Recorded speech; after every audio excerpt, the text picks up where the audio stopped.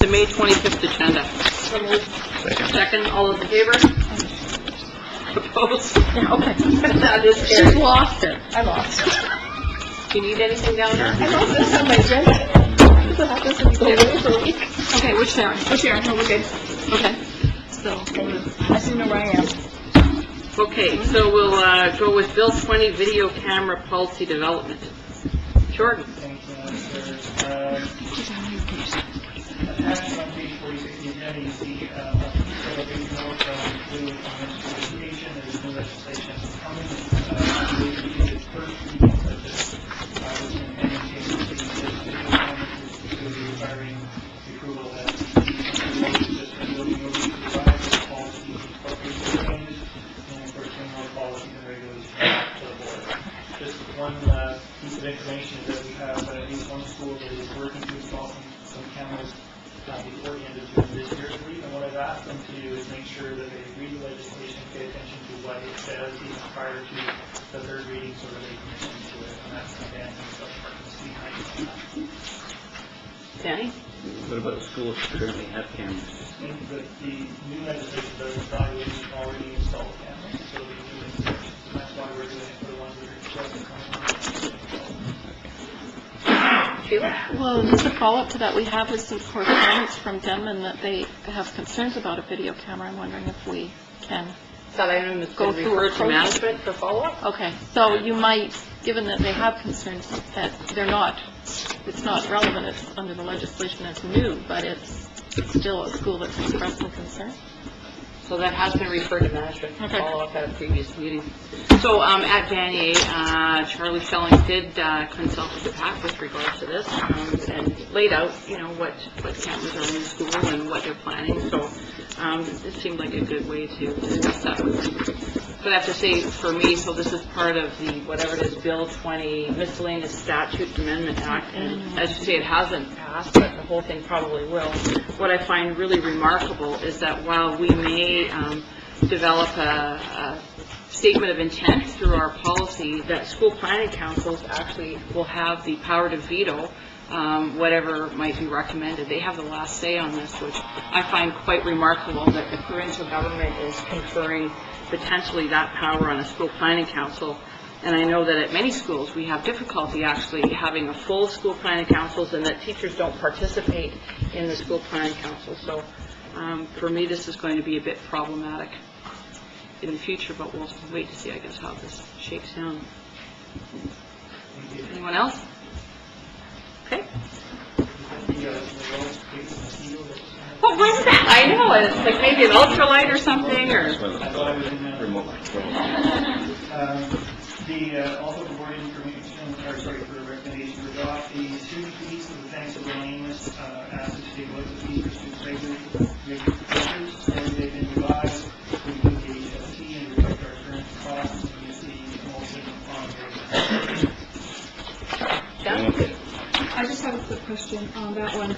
In the past, the three high schools have not been consistent within what their fees are charging. My understanding is that going to be remedied, that if you go, no matter what school you go to and you ask for your transcripts, they're all going to be treated exactly the same. Because that's been a concern that I've heard from various groups of parents. So someone want to make the motion or something different?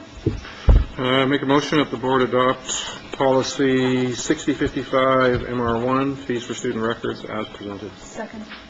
Any discussion on that? What happens if the government doesn't proclaim that HST? We come back. Look at that, it's a comedy show. Board meeting and a comedy show. I think they're pretty much... to rescind the motion. No, I said I will. They're probably I'll do gonna that. I'm proclaim it. good at that, right? So if it doesn't get proclaimed, I'll do it. I might even second that. Not down will second that. Okay, any discussion? A real discussion? No? Okay, all those in favor? Opposed? Put myself up as the person. That is carried. I just want to alert the public that I will not be voting to go past 9 o'clock. I'll second that. Thank you for your point of order. I think we're almost done, aren't we? Okay, Jordan? Thank you all. The next one will Madam Chair, as staff or afterwards, we're considering adopting policy 3031, the ethics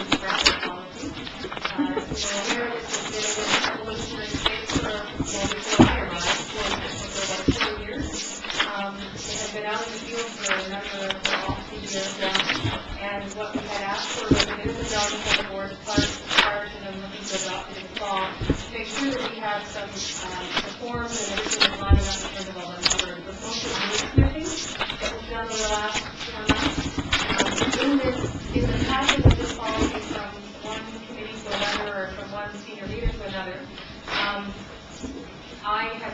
it has returned back to me.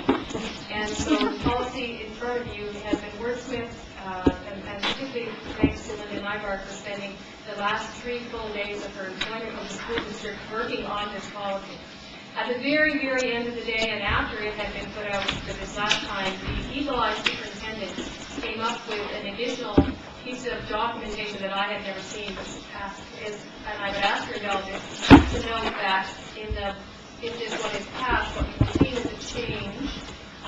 Everywhere where it says 1 adult per 8 students, at a policy advisory committee that I was not present at, there was a change made to say 1 adult per 10 students. So that will be incorporated rather than tell another 65,000 grades. If you would, I beg your indulgence to let me make that change. I wasn't aware of it, and it will go out as 1 adult per 10 students. Everything else now matches out the regulations, match up the regulations. So this was simply working with it. And maybe for at least 6 months we would have to have a travel policy that's clean and clear. So I would ask you to consider adopting policy 631 as amended and presented this evening. So make a motion that the board adopt policy 6031, student travel policy and regulations as presented. Second the motion. Any discussion? Grant? I agree that this policy has been quite a journey. I'm sorry to be suggesting that I still continue the journey a little bit longer. I just had a few questions, concerns. One was exactly that about the supervision ratios. I recall, and I could speak to the other people who've been involved in this part as well, I recall that all supervision ratios were going to be 1 to 10 across the board in all situations. So I don't know if other people recall that as well. Because I know, because I didn't agree with that. So that's why at the last meeting it was discussed. That was my recollection. It was 1 to 10. That's correct. Shirley is correct on you changed to 1 to 10. Oh, I'm agreeing with that, 1 to 10. But because in here, But there was, through Madam Chair, at the last meeting that I attended, there are on same-day field trips. The example I used actually to the committee was when a PE teacher takes their 27 kids ice skating, they're simply going from the gymnasium to the ice rink. That a 1 to 10 ratio did not necessarily need to apply. So not in all circumstances, but in circumstances of off-site, out of district, supervised functions, it was 1 to 10. I think that's exactly my recollection. And then the other question that I have was about the waiver. So down to just the waiver portion right What now. page is that? Sorry. The waiver, there are several pages of waiver. Back. But there's consent and waiver, like it's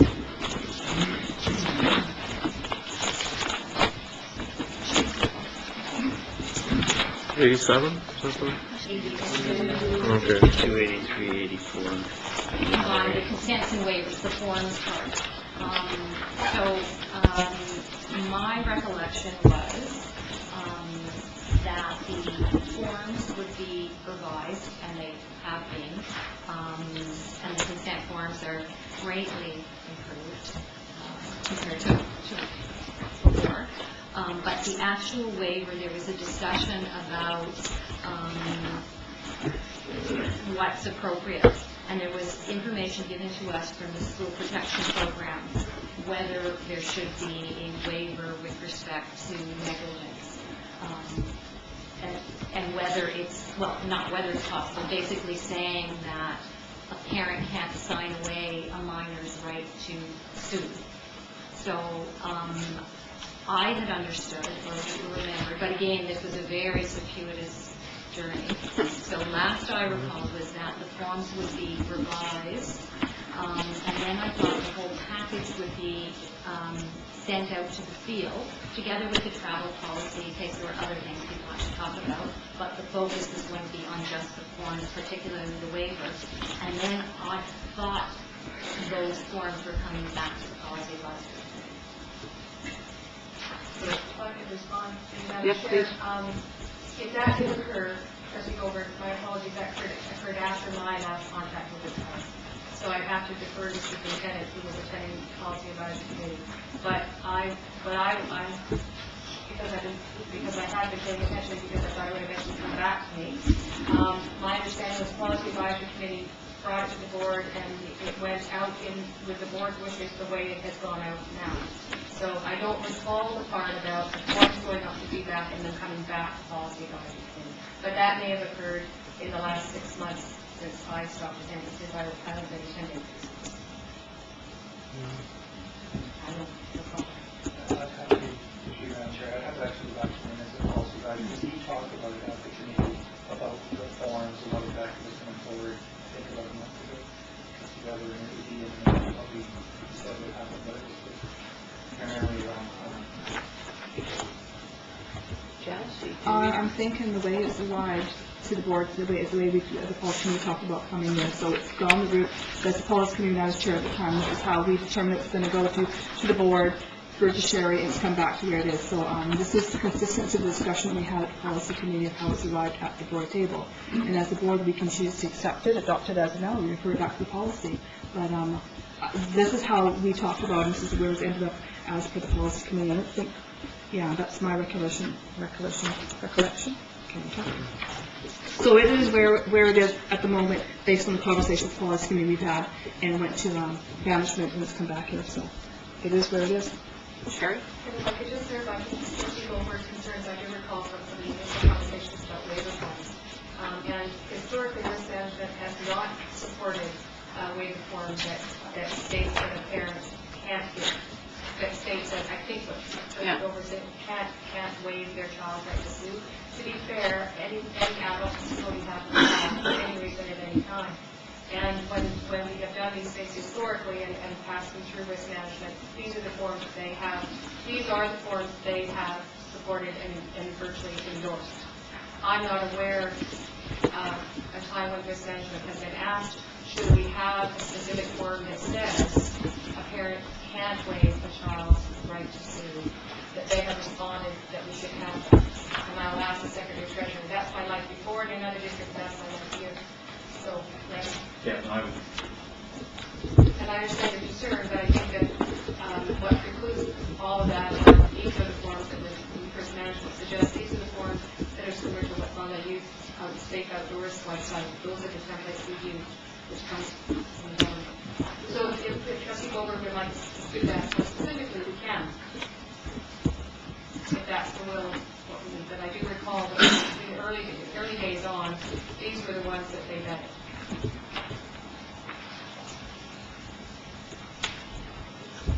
Well, why would we have a clause in a waiver that's not enforceable? If people understand the serious nature of it, I mean, that's when you talk to protection folks, we have to answer the question. I mean, they understand the reality is what they're doing, right? But they want to make the message as clear as possible, that there is a danger here, that what they're signing away for isn't so much the right, but just understand the gravity of what they're proposing for the child if it's an activity that does have some danger. There's more.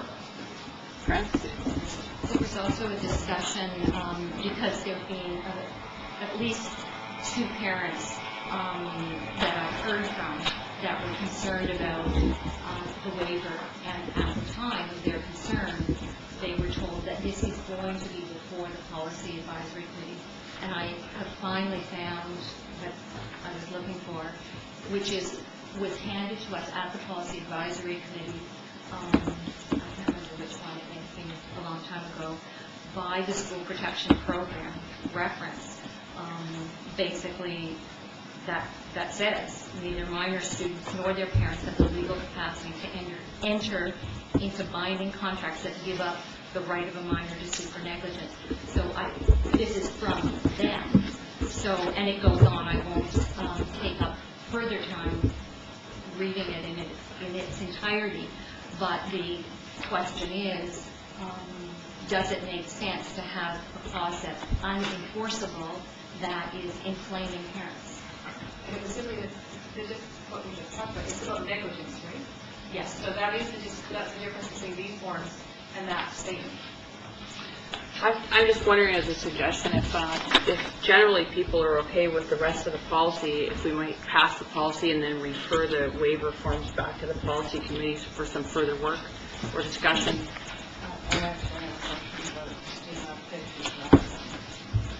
Okay, Janice was before you. So I think out of point of order, make a motion to adopt this and debate the issue. I think that we're kind of debating it before we make the motion.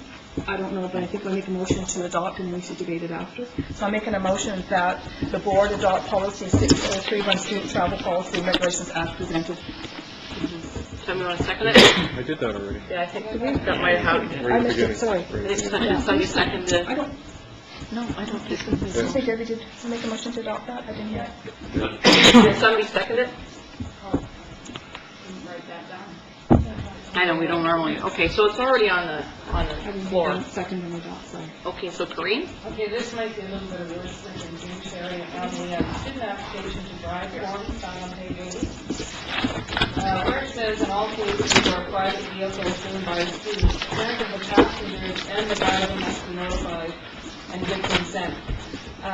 Our policy says that a student has to be at least 19 years of age and not be restricted by an N. I'm kind of thinking that it might be a good idea to have that in here so that students and parents are aware that the driver would be 19 and without the N restriction. I just think it might be It does say they have to have at least 6 months experience.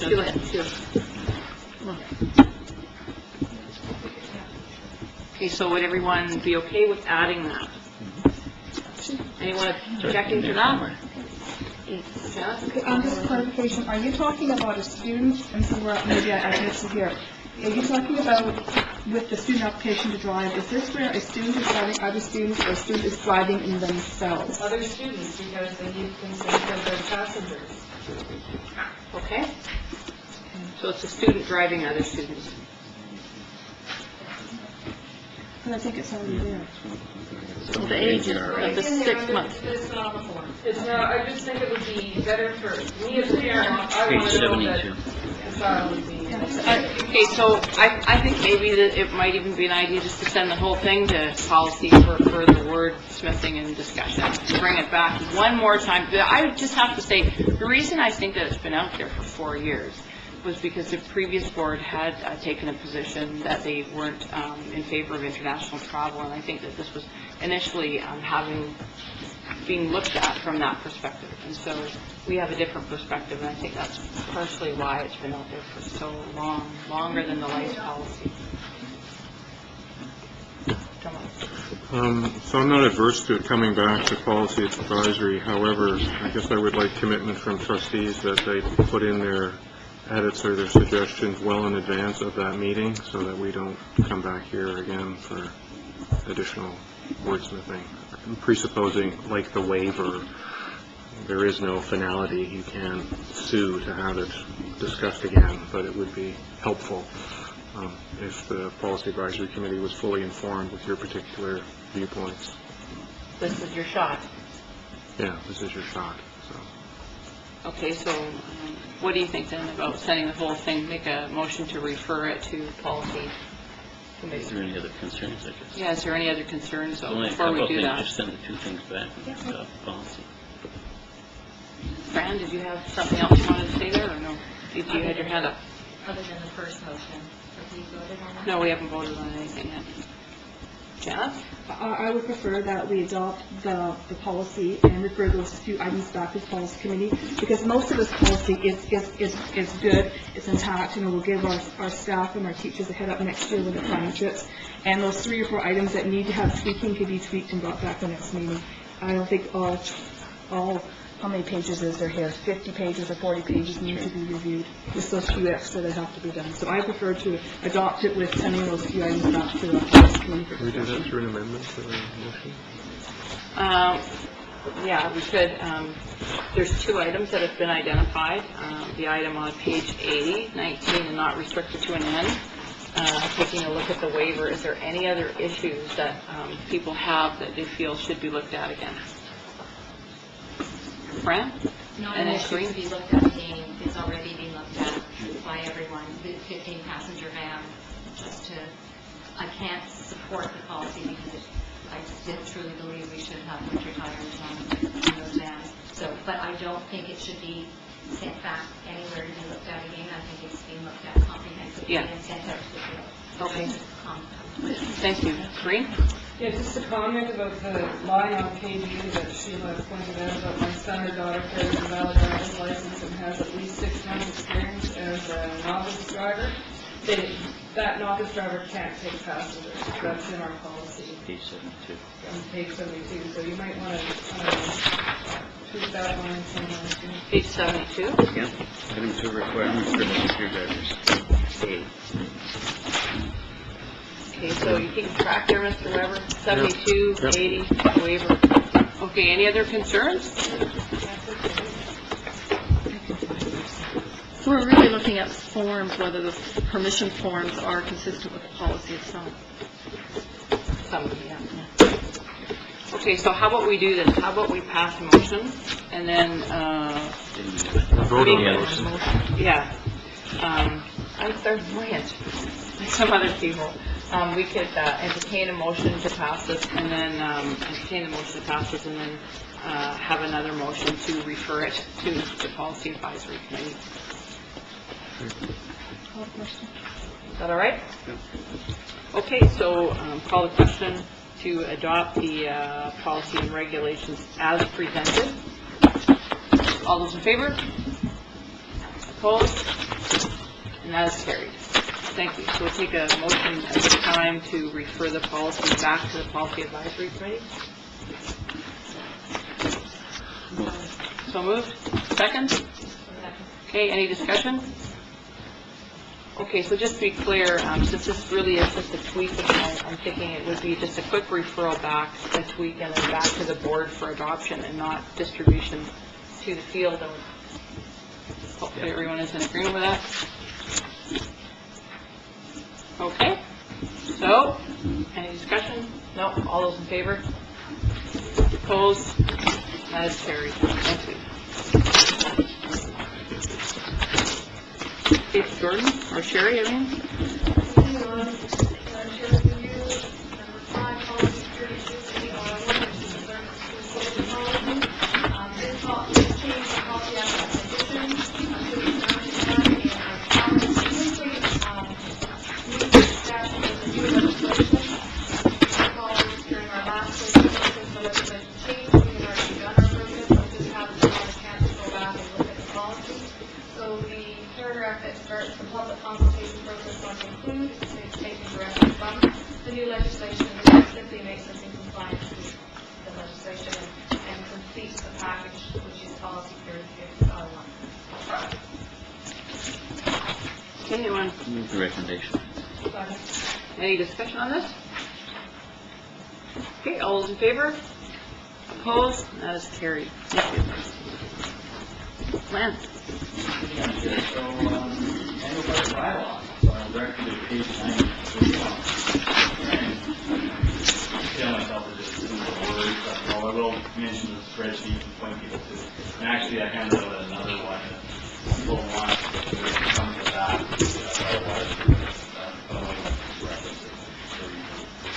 So, budget bylaw for the 10-11 school year. There's 3 areas I wanted to kind of go through to help everybody get the understanding of where we are at this point in time. There's the projections for 09 and 10. That's the current school year we're in. We'll look at the 10-11 budget projections and what sort of changed in between January when we passed the staffing part of this and where we are now. And the last piece I'll go through is after review of employee future benefits. So on the projections for our current year, 09-10, big picture only I'm looking at. We originally predicted we end the year with a deficit of $325,268. We had worked on the projection as per the operational review, and this time we now predict that we have a slight surplus on the year of about $274,000. So the difference between those two is nearly $600,000, because we've gone from a small deficit to a small surplus at this time. This has largely arisen out of some extra revenues and small changes in our expenses. Now we're up a little bit over on salaries, about 0.3 at 1%.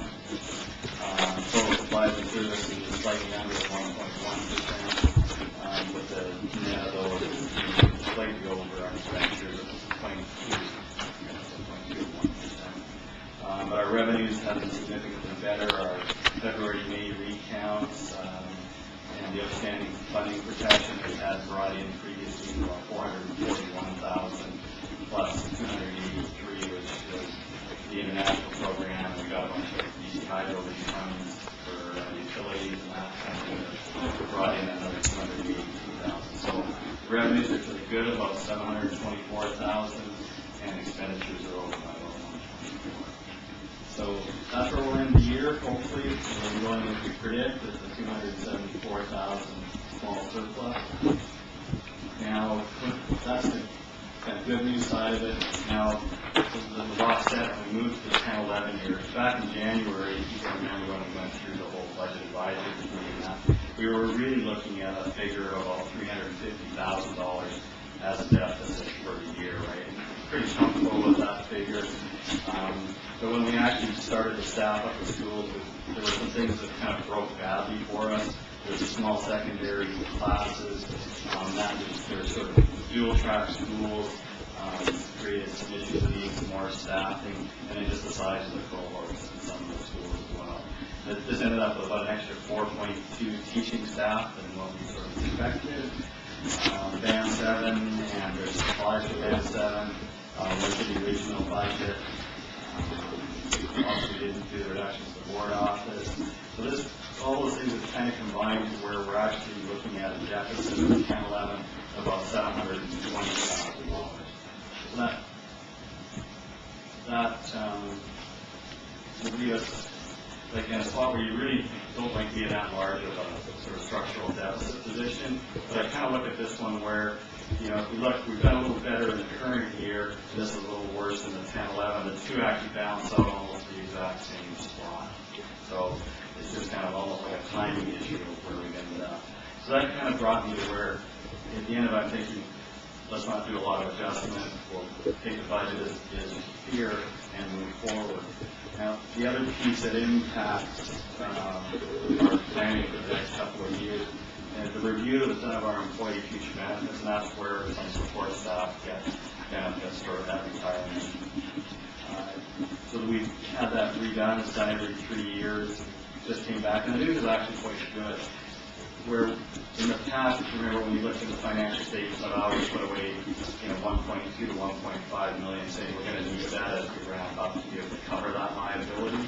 In actual fact, now it's actually we've got enough to cover it. We were at about 3.6 million, 3.9 range, and that's where it's probably going to stay for the next couple of 3 years. So in essence, we don't have to reserve that 1.2 that we're reserving out of the surplus for a while. That will be covered. So the effect of that is instead of putting away $300,000, or $600,000 roughly every year for it, we're probably going to just cover the interest parts of it, which would be about $2. So that's something to sort of keep in the back of your head. I haven't worked it into the numbers in the budget, but it's there. It is quite positive for us to move forward, and it may help us as we develop the process forward. I think just to help people understand that when we have these employee future benefits, we always have to keep the liability there, because if we were, for whatever reason, to stop doing business, has been amalgamated with somebody else, or for whatever reason stop, you have to have the funds there to pay that liability. So the government is probably running things again, but they are clear that we need to show that liability and be able to cover it. Can I ask you a question on that one? Sorry? Can I ask you a question? What impact does that then have on our structural deficit for next year? Any, or is it just 11, 12? Sure, no, well, in 10-11, yes, the structural deficit will probably be less than 720. So maybe 420. So, and the reason this liability came down in my mind, we haven't had a chance to look at it in great detail, but we certainly have a few less support staff. I think we went from about 360 to 340 or 370 to 340, which would have reduced some of that liability. And as people remember, over the last few years, as we have gone through the changes to the reconfiguration and some downsizing for support staff, some of those people have been taking severance, and that reduces our liability as well. It's one of those things where you're paying for it in 1 year, but you may get a portion of it back in years down the road, just so people understand that. So that's kind of the real high-level Coles Notes sort of version of it. This board does want to look at classroom budget tonight, want more information, we have to have a meeting and go through it in some detail if you wish. But my recommendation is that we leave it at that 720 figure and just go forward with the budget. And that's the entire board motion there, of course, the meeting to happen. Okay, so on a budget bylaw, and that's the only bylaw according to the School Act that we can just pass in one evening, just for your information. Sheila? Well, I would like to make a motion, actually, that we request senior management, in consultation with the partner groups, to review the list of budget cuts that were part of that $1.2 million cuts and bring forward recommendations for up to maybe $300,000 to restore funding in the coming year. And specifically, the criteria should be situations where small allocations Just have Sheila, is this a motion that you're reading, or? Okay. would significantly improve student learning situations, or where district programs such as DPA or Challenge are deemed priorities. Second that for debate. Okay. Okay, go ahead, Sheila. Well, I understand, of course, that we do have something of a surplus, but we don't want to go into it too much, and we have had a little discussion about whether we have $300,000 more to spend, which led us off narrowly down spending on band. The Challenge parents brought forward some good reasons to not see cuts, but I've been running into situations that just break my heart, to tell you the truth. When I listen to situations, for instance, over on Denman, where they have 4-way split, all-day kindergarten, 11 out of 40 or so kids with IEPs, and it's not just that, so there are not enough resources to support them. Each child is looking at some pretty scarce resources, and I do understand that those resources are very limited, partly because we're under that funding protection. But we've got situations where you cannot in any way, shape, or form say that student learning is optimal or even acceptable. I think the same situation applies on Hornby, where they have two divisions, 4-way splits, 21 kids in their primary class with all-day kindergarten. The teachers will do their very best. Not a single male staff in the school, although that, of course, is just the way it works out. But we have a capacity where some small amounts of funding would actually make, I'm sure there are cases in other schools as well, and I think I would like to hear from senior management where a little additional staffing would make a big difference. When I look at these high IEP numbers especially, they're cumulative. When you have one kid who has a support, that's one thing. When you have 5 kids in a classroom and all of them are getting a little bit of a support person, it's cumulative. There's no way that it can really be enough to not impact student learning. So I would like to know what those places are. I'm thinking that programs like daily physical activity, we're having huge, a full-time position, seem to be having a very positive effect in supporting the school-wide program, which is mandated from the ministry. I don't know if that's a priority or not. I'd like to hear from you after you talk with the staff, the vice principals. I would like to hear what will make a difference, and I am prepared to spend some money where it's demonstrably going to improve student outcome. We're putting plenty of money into heating portables at Vanier and into Band 7, and I'd really like to see it put into schools where those kids really, really need the help. We're talking about a .3 position on Denman. I bet we're talking about a half a position of a curriculum support at Courtney L could change the lives of those kids. And I would like to hear from you what those things would be and take it into consideration in our budgeting. So I'd like to know if another trustee would like to speak to Sheila's motion, actually. Corinne? I'll take a stab at it. For me, I believe we had a comprehensive budget process that we underwent, that we management did consult extensively with our partner groups. I think that we're looking at more cuts next year, and I would go with Ben's recommendation that we stay the course. And it was difficult to make those cuts. I have done some ability and revisit it, and then find ourselves in a deeper hole again. Danny? Well, I guess I won't be supporting it because we currently have a $720,000 structural deficit built into next year's budget. With any luck, it will only be $420,000, but you're proposing to put it up towards $1 million. No, I'm assuming the 300,000. Excuse me. So, like I said, basically on a fiscal responsibility, I can't support it. Tom?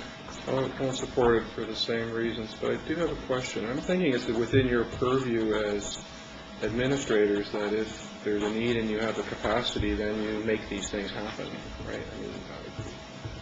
I don't feel that I, as a trustee, need to say to you, .3 at this particular location, .4. As you identify the need, and if you're able to satisfy it, you do it. Correct? Yeah, well, sorry, correct, yes. If there was some unusual situation where we felt we needed to come back to the board, we would. If you remember earlier in the year, when there was no about staffing, going a little more crunch than we expected, we would have. But the staffing that we deal with in spring, which is a huge part of that, is update the law. And we allocate them, we keep them back to deal with emergency situations, and that's just what we do. Well, I'd just like to say, Trustee McDonald, you found a very interesting way to have the board reconsider a large body of work that the district undertook with many partners prior to joining us. Prior to you coming on board, last November, we identified the possibility that we would have a pretty good-sized deficit, and our good staff undertook to make some recommendations to us with regards to that. They had a very consultative process with principals in the district. The principals met with us to explain their thinking, and it was quite comprehensive. It's too bad you weren't there to hear all of that. And we also had the Budget Advisory Committee that did quite a good job of having a good discussion. I believe actually you were part of the Budget Advisory Committee, now that I think of it. So you actually were at the table and had an opportunity as a parent to bring your views forward. And so I think at this very late date, when so much work has been undergone and staff has done quite a good job of working on our budget, that it's too late to completely start from scratch as you suggest. So I too won't be supporting your motion. Anyone else? Okay, Debbie, if you could please read the motion back, or maybe Sheila, you've got your note there to make sure we get it exactly right. Can I close the debate? Yeah, go ahead and close the debate. Okay, I don't really see it as trying to redo all that work, but I do see that sometimes I have a little difficulty with the dollars in the budget because we're showing a $720,000 deficit that might not be, and on the basis of a side comment that we might have $300,000, the board approved votes for to put Band 7 and spend over $100,000. So I am asking that we follow a process, in fact, a process that would come through an appropriate way to see if there are additional expenditures that could be supported at that time. So I do understand issues about deficit, but I think that we have restored for some reasons, and I'd like to be restoring for reasons that are strongly supported, so that was my intent of this. The motion was that... No, Sheila, just check procedurally. We'll have Debbie read that back. Oh, okay. To request that senior management, in consultation with partner groups, review the list of budget cuts, the $1.2 million, and bring forward recommendations correct to $300,000 in restored funding. The criteria should be where there's a small allocation of additional staffing significantly improving student learning situations, or where district programs, DPA, or challenge are priorities. Does that match with what you've made? Okay. So everyone knows what the motion is? Okay, we'll proceed to vote. All those in favor of the motion? Opposed? And that is defeated. Thank you. So we have the bylaws here. Does anyone wish to?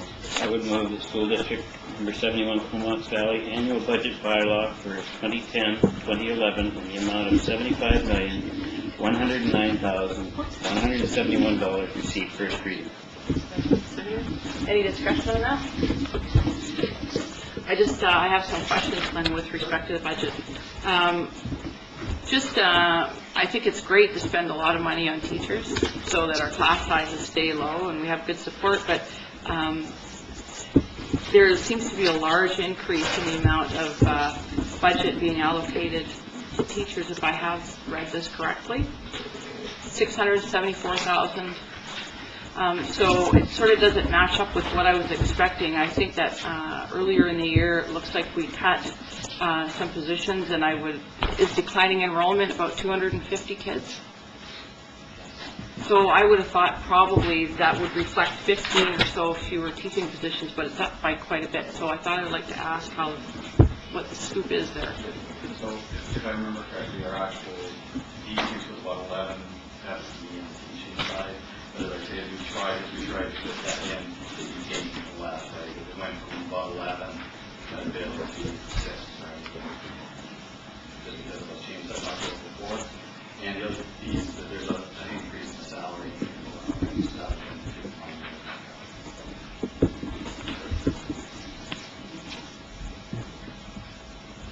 Oh, yeah. Yeah, I forgot about that. Okay. And then just to point out that there is an addition of, how much is it? $50,000 in offshore tuition. So then I'm just wondering about rental and leases.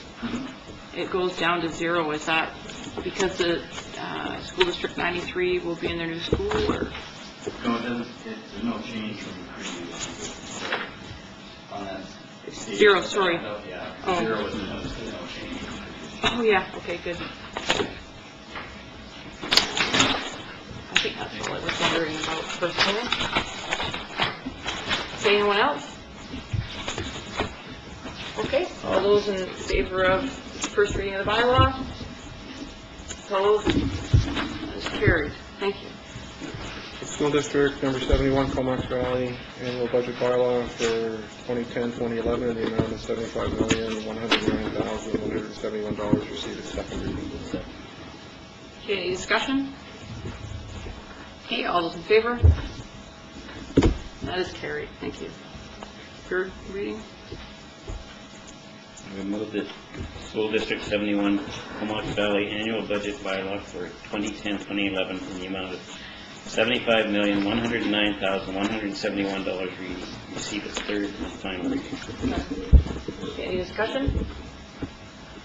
Okay, just I'd like to thank staff for taking the opportunity to consult with our schools to see what their staffing needs are.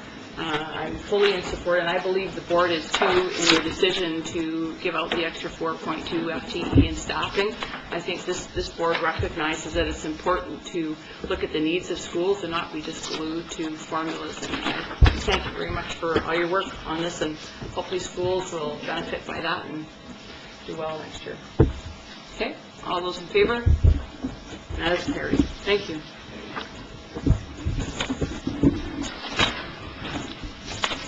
Retirements and resignations. Page 107, so first, Anne Marie Freeman, who's got medical leave, retired after June 30th after service in the district. Leslie Fraser, who's got Highland Secondary School as a home teacher, will retire after June 30th after 30 years of service to the district. Judith Berger, teacher at Aspen, will retire on June 30th after 17 years of service to the district.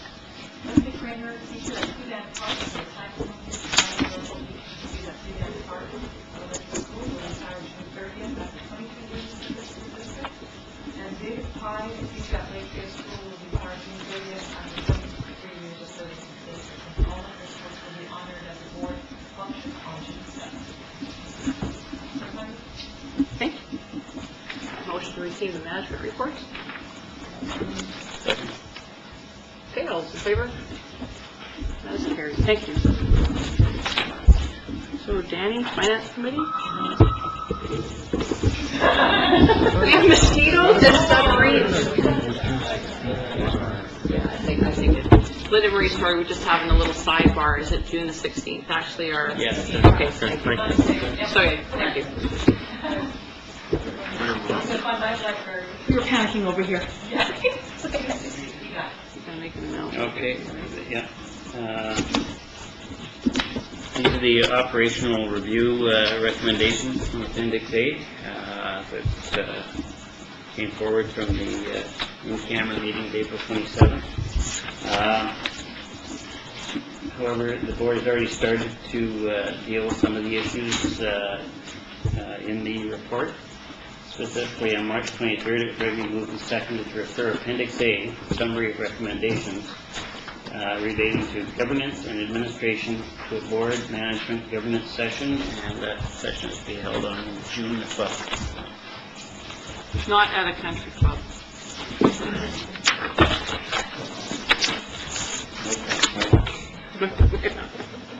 Korean's cooking. Okay, a number of items, financial management. Len, that was providing an update to the board. Financial reporting and analysis, again, was Len. Basically, we provided the update to the board. International student program, Len's reporting. He spent most of the school, so. Purchase orders, the board commenced with phase 2 of this project. That was one of the issues under maintenance. Paper usage to refer to the manager of energy conservation. Maintenance was to provide a report to the board on board direction, and I provided the response from Gordon Sprott to the board at the last board meeting. Buildings were to be referred to the Director of Capital Projects and Planning, and operations and staffing that the board commenced with phase 2 of the study also. So, Green? In the interest of time, but we can all get some before now. Can I make a motion? Yeah. In regards to the operation review? Okay, so I'd like to move that items number 4 and number 8 proceed to phase 2 of the operational review process with Sprott Consulting Services, and that the phase 2 report includes reporting on the progress of the implementation of items 1, 2, 3, 5, 6, and 7. I have it written for you. Somebody want to second that? Want to speak to that? I will actually. As Danny has pointed out, the Finance Committee identified that items 4 and 8 should go to a phase 2 process with Sprott Consulting. I also think that it's really important that we hear about the progress and the implementation of the other items as well. I think that it's prudent for us, and that's absolutely necessary for us to be sure that the actions being taken are making a difference in this district, and that we are seeing what differences are being made, and what kind of money savings we might be seeing out. Anyone else? Jeff? So I'm not supporting this motion because I don't know how much it's going to cost. Until I get a cost picture of what it's going to cost, I can't support the motion. So I need to know how much is this phase 2 report going to cost, what's the figure and the purpose of it. So until I get information, I just can't willy-nilly support the motion. I'm sorry. Okay, anyone else? So I'm fine with the motion. I think it's clear from the report as to the intent of it, but I am curious about the reporting out of the cost of it. We're not into a contractual bidding process, so is there something that precludes us from saying we consider that this will cost us X amount of dollars? So it's a question. What? Sure. If you remember, the RFP actually allowed for that. It was actually so my expectation would be that it would be the same hour per hour or daily rate, whatever it's expressed as, to be for the work for the after that. Danny? Now, can I ask the question, their initial phase one, how close to their contractual cost did they commit? Glenn, are we able to disclose the costs at all to the public? Okay. Okay, thank you. Anyone else? Fran? Can we, is it too restrictive to say we could accept this if it's no more than $15,000? Or do we need to have a discussion first to determine the cost, so we're not supporting something that's completely open-ended? What do you think, Glenn? Well, my suggestion would be that you leave the motion as it is, and certainly, you know, if someone is in charge of the budget, I'd probably before I signed off then further, and if I had a concern, I'm just wondering, the last time we referred this matter to the Finance Committee, and you sit there, and I wonder if we would pass this motion potentially, and then refer this also to the Finance Committee to develop the parameters and so forth, and bring that back to us. Sheila? Well, I really think without seeing any kinds of terms of reference, I don't want to support carte blanche for a proposal or phase two that has absolutely no terms of reference that I can see. So I'd like to have maybe the Finance Committee working with the Treasurer could come up with terms of reference as to, and, you know, are these things really that we can't just direct staff to act upon and come back to us with reports of how they've improved the situations in light of the reporting. So I think we're premature to authorize extension of contract without having a proposal as to what that would be. Okay, anyone else? Free? It seems to me that in their RFP application form, they did have a costing of what a phase two might cost, but it sticks in my head, but I think we can probably look at that as finance.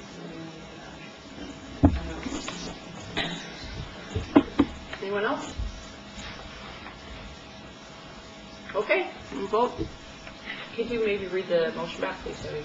That items number 4 and 8 proceed to phase 2 of the operational review process with Sprott Consulting Services, and that the phase 2 report includes reporting on the progress and implementation of items 1, 2, 3, 5, 6, and 7.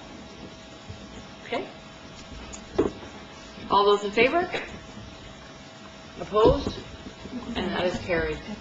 Just wonder if we might entertain a second motion here to refer the development of this phase 2 to the Finance Committee. Okay, any discussion on that? Okay, all those in favor? Opposed? That is carried. Thank you.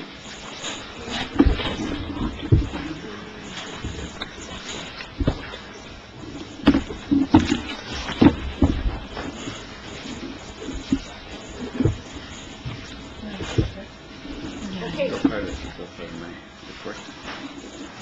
I just wonder if I could just mention something that I'm sorry, I meant to say this in the context of the discussion, this on some point, but just for the public's information, the board has developed a sort of a document that staff will be putting probably on the website tomorrow to disclose what our process was and the motions that have been passed and so forth with respect to the operational review from the start, February the 24th, 2009, and how we got to today. So that'll be out there and available for you, I think tomorrow. Okay? Sorry. Thanks, ma'am. Okay, under management regulations, policy 8000 MR1, use of school facilities, I move that the board, on behalf of the committee, that the board adopt policy 801 MR1, use of school facilities as presented. Any discussion on that? Fran? A couple of questions for clarification. So to remind people, item G, which pertains to the cost of renting facilities for daycare programs, we refer to the education committee. One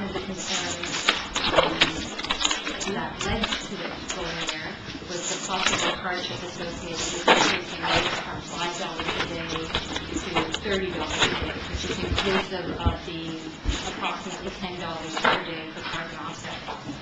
Now, I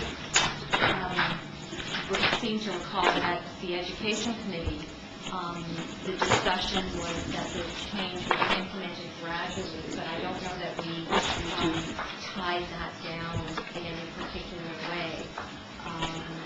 So, as it stands now, this drafted version, it increases $5 a day to $20 a day, inclusive this September, and then $30 a day the year after. So, that's just a question whether that's not gradual enough, because there wasn't discussion about that specifically. And then the other, well, that's for MR1. Should I leave it at MR1? Yes, please. Yes. What? Yes, when we first started contemplating these things, we were actually looking for this fiscal year, so my mind just was giving my thought process. It was, no increase this year, but 10 the next, and then, the further 10 at the end of it. So that was just trying to, the bad part for us is we don't get any phase into the economic part of that process this year. We're going to build July 1 for next year. We have actually phased in the increase as opposed to what was originally proposed. Oh, definitely. Yeah. Any other comments, questions? Okay. Question? Yeah. Call a question. All those in favor? Opposed? And that is carried. Thank you.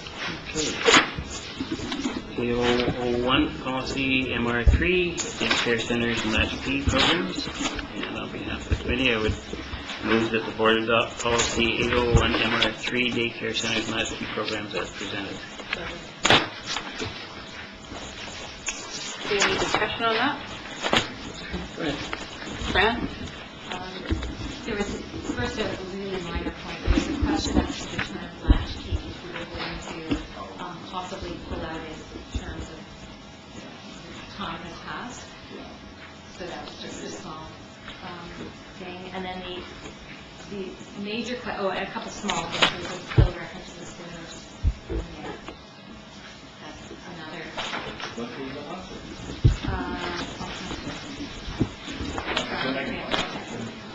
And then there was this appendix A had a reference to 2006-7 rates, which I didn't know if that was intended to be addressed with another. But the on the so the only substantive concern I have is just something that we've discussed before and had discussed at the Education Committee as well, but I don't think we tied anything down in particular about the newly introduced mandate for an RFP process. And the discussion was, the concern was, since we're not in the business of daycare, it's not that we're really looking for competition. And we discussed that, but I can't recall the resolution of any between the Education Committee. But that is a concern for me, because we don't initiate the RFP process for other tenants. And for me, daycare operators are more like tenants than contracted services. Yeah, I didn't get a clear message. When I went back to my notes on that, I didn't. I thought I left it still with the only the name on that of an RFP. So it's back to the finance committee, if I remember correctly, and they could choose whether to put forward or go.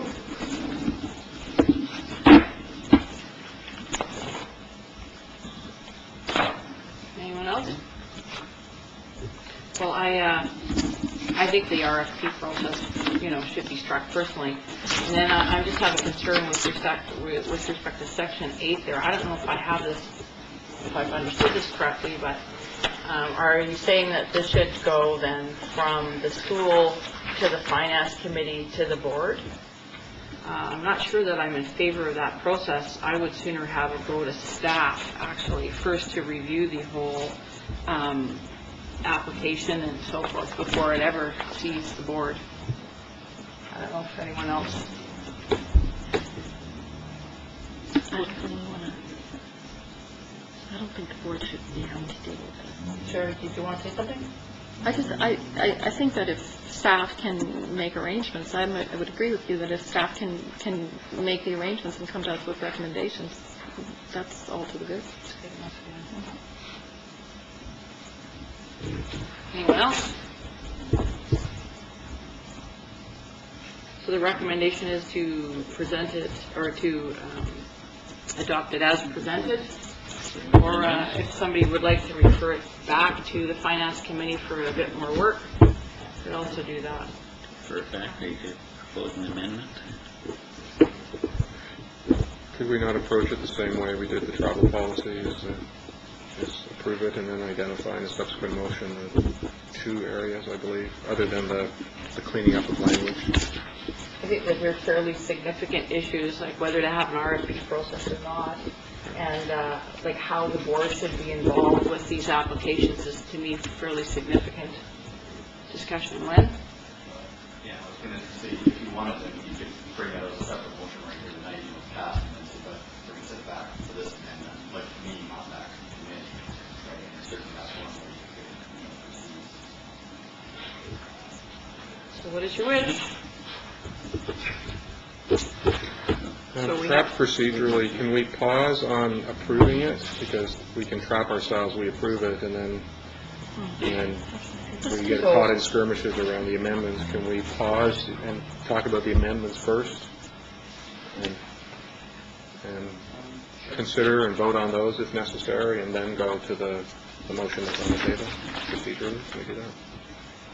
I feel like we could just go to committee of the whole right now and have a full-on discussion about this.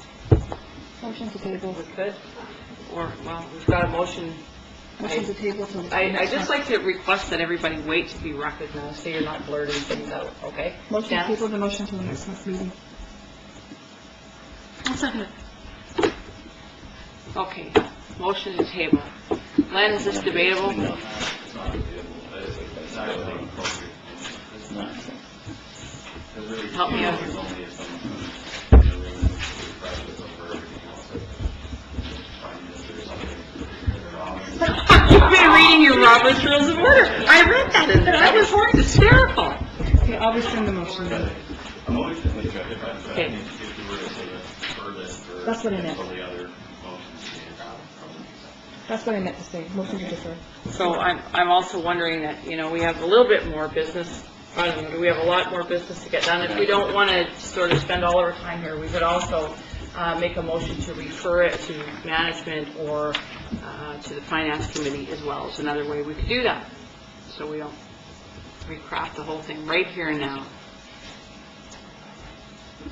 Fran, and then Tom, and then Janice. Given that we've discussed request for proposal issue a number of times and haven't been clear, so it's perfectly understandable that you weren't clear as to what we came up with. Maybe we could today here be definitive about what we think about that, and then refer it to management, because otherwise we're going to be perpetuating the same scenario. We could do that. We could do a little poll if you like. That was my Is that right with that? Yeah. Okay, so we'll start with Sheila on the issue of, there's two issues, I guess, an RFP, and at what point the board gets involved. But those are two items that we have, that people have identified at this point. Okay, so how do you feel about the RFP? Should it be struck or stand? I think it should be struck, and I would be prepared to support an amendment that took the fourth paragraph out of section 8, and that the wording simply say that, you know... Just a second. Okay, no, I'm not making... We're just going to deal with the RFP process at this point. Okay, so I'm in favor of striking it. Striking it, okay. Janice? If it meets the legal requirements, I'm okay with striking it also. What legal requirements? Whatever, I just want to make sure if it's within the school act, if it would, I'm okay with it, as long as we're within the Okay, Tom? Striking it. I strike two. I think you should stay. Stay? I'm good with striking. Okay, so that's pretty clear. Majority of people feel that the RFP should be struck. So another question is, the way this is rolled out would be that the request would go to the finance committee and then to the board. Is that right? And then to senior staff? No, is that what the policy says? Right now, it was the school to the committee and then the staff. That's how it's supposed to be. Okay, and I'm saying I think it should just go straight to staff and then to the board. So that's mine. So Fran, what say you? That makes sense to me. Which Back one? to the board. First to staff, the recommendations, and then to the board. Okay, I'm the same way. me too. As long as it's very nice and tidy That's and why. problem-free. That's why I think it should go there first. Exactly. Jen? School staff board. I agree. I think we might need to put some criteria in. But I see criteria in terms of the rate, where preference given to nonprofits over for-profit. But that type of criteria could be developed separate. But I definitely don't think it needs to come to the board and then to the staff. Okay. So that's pretty clear too. So, again, just to make sure I got it. So requests for daycares would go from the school community to staff, then to the board.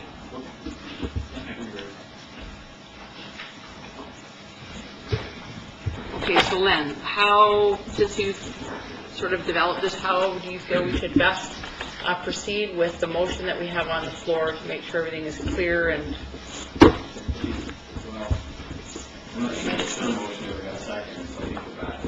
We are, yeah? So, I would suggest we probably need another whole motion with these changes. Okay. So the motion is to adopt 8001 MR3 as presented. Motion. I withdraw the motion.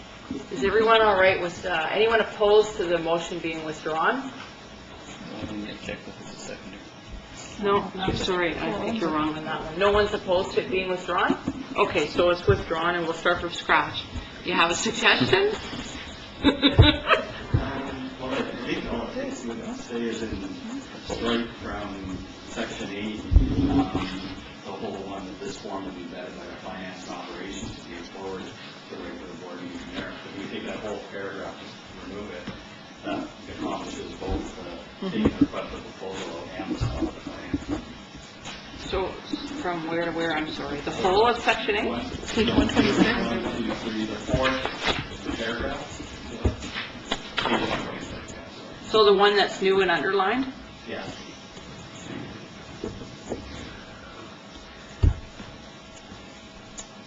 And also you'll have to go out further, then should submit a request to the secretary treasurer, and then take all the finance and operations committee along with the letter. Yeah. That comes out as well. Yeah. Then we're, And the director of operations is all.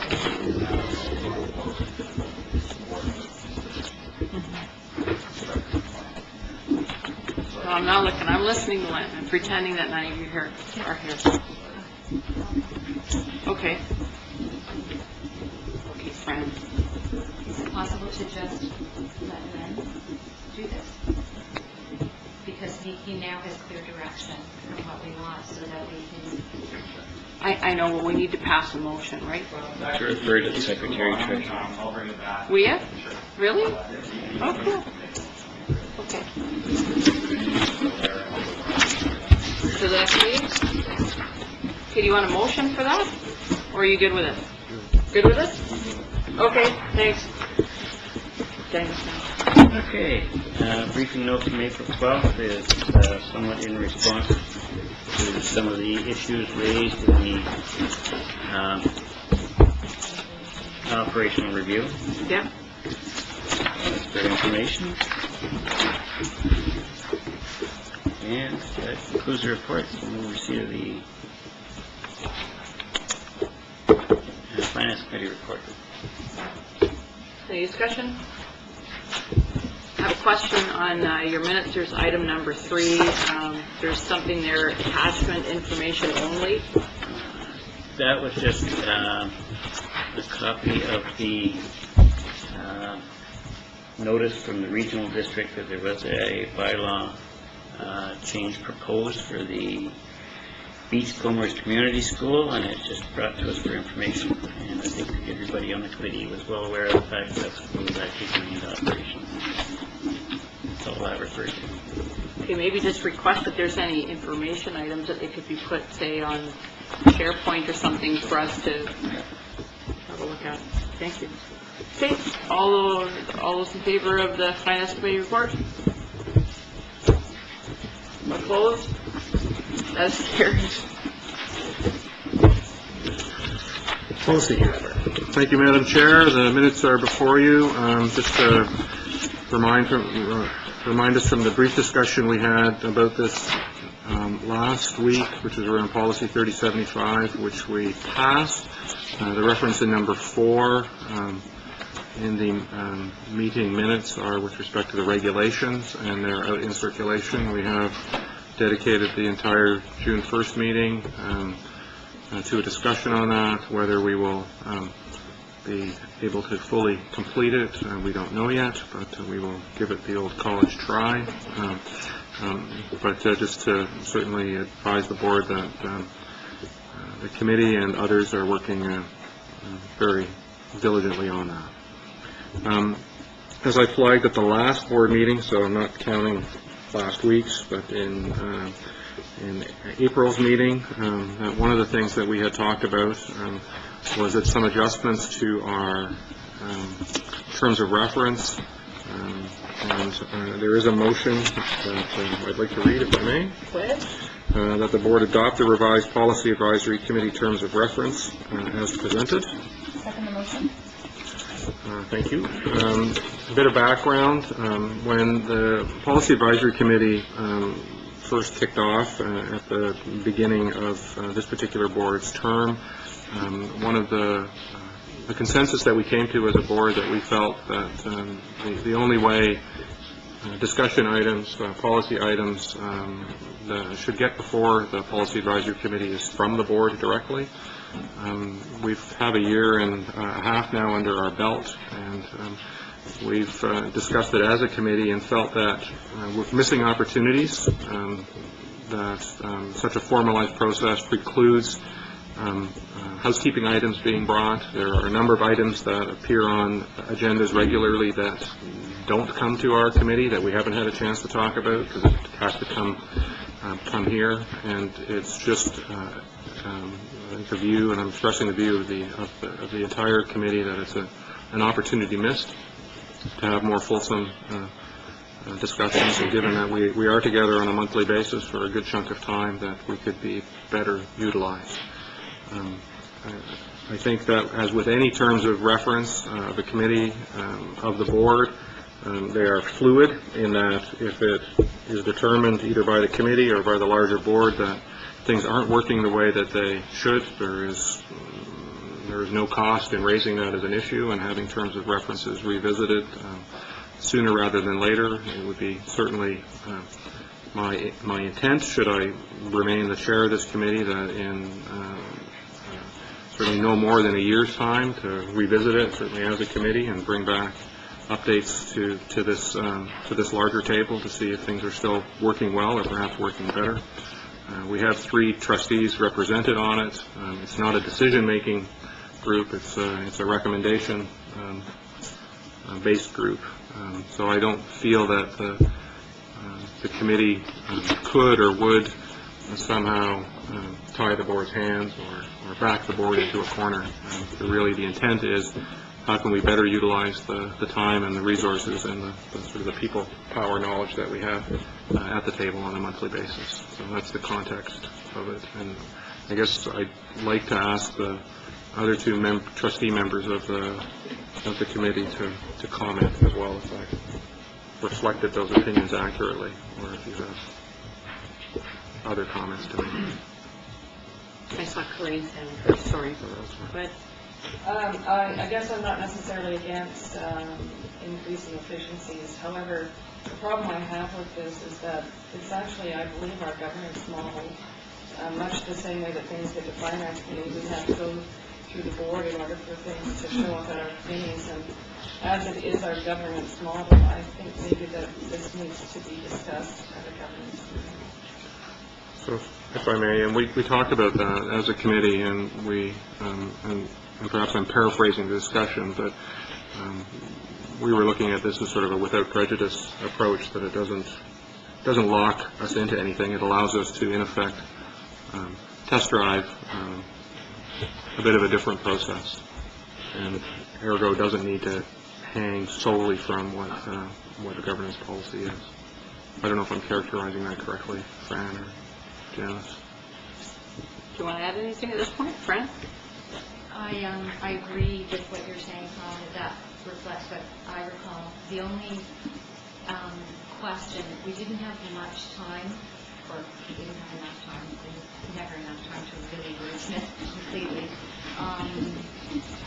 So it's the actual paragraph, the jurisdiction paragraph, that I think could still use some fine-tuning in terms of, my recollection is that we didn't come to an ultimate conclusion about our view of the route the partner groups would go if they had something to present. So that was one thing.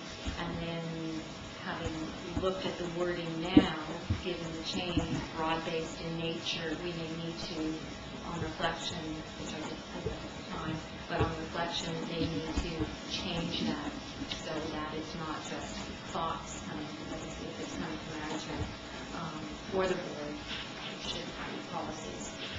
So other than the wording of that paragraph,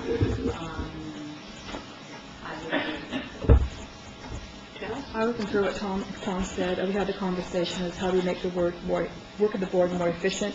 We have a lot of policies that all we're doing is just,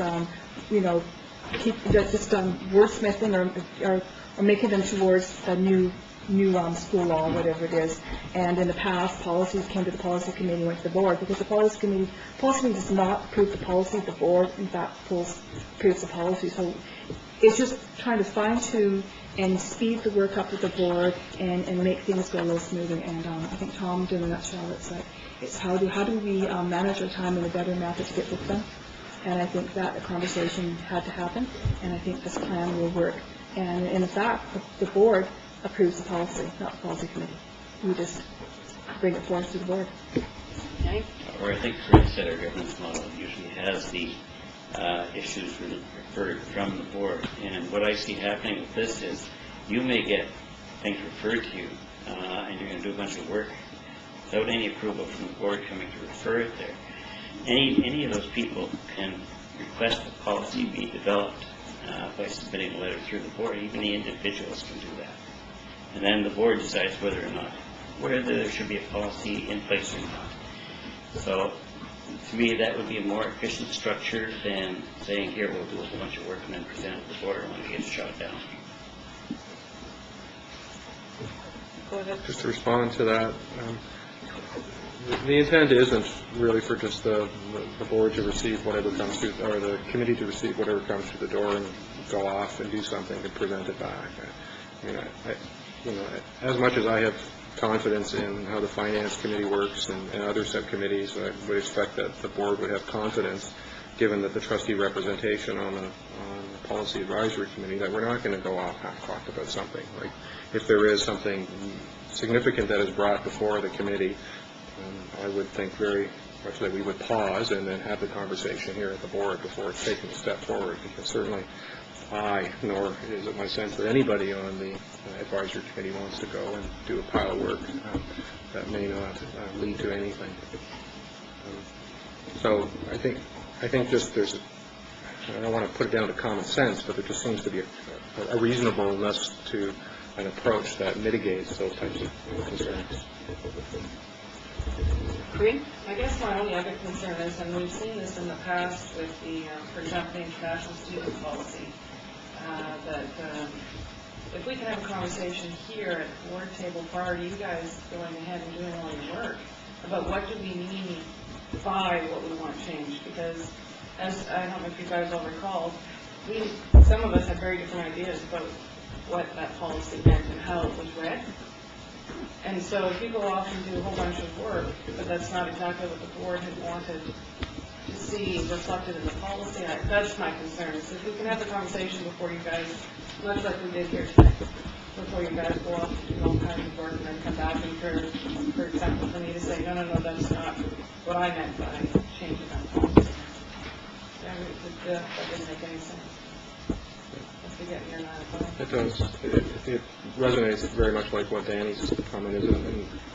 And again, certainly it's my sense from our discussion that those were not the kind of circumstances that we're looking at fast tracking, for lack of a better phrase, into it. It's more of the housekeeping, just to keep things going through, and rather than it having to go, in effect, to the board, back to the policy advisory. Well, I guess for me, I would like to see this referred to governance, because I think this does represent a significant shift. And I think we should entertain it. We're halfway through our mandate, and this probably is a really good time to do it. But I'm not sure that sort of doing it right now, here and now, is the time and place to do it. I do have some concerns with respect to this. We've taken the effort to establish liaison committees with our partner groups to hear about their concerns. They are able to forward requests for consideration of items to the board agenda for the whole board to consider. But this change to the terms of reference entertains that partner groups could pretty much refer anything to the Policy Advisory Committee that is broad-based in nature.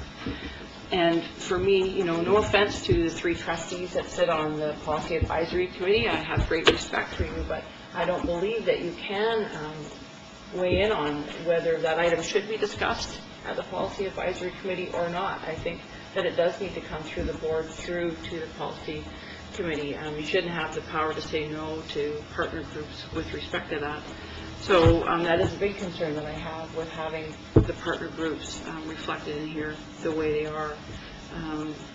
Maybe there's a different structure that we should consider in the context of a larger governance structure, or larger governance structure discussion that does make the policy committee more effective. But I think we should have that discussion at governance personally. So.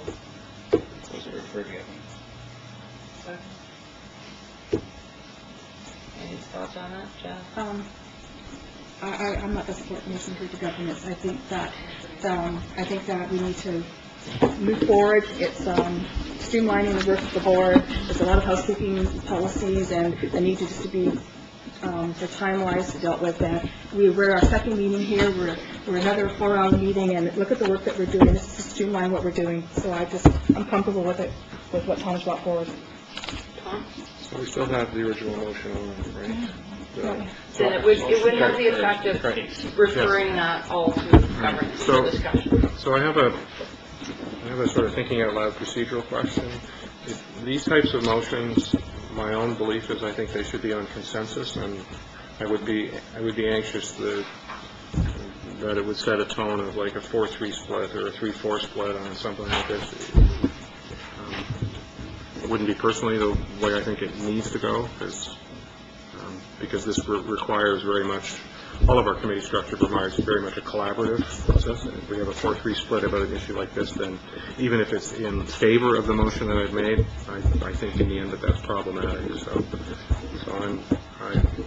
given what I've heard, I haven't heard Sheila say anything, but even if Sheila is the 4-3 one way or the other potentially, then I would be fine with the referral to the governance.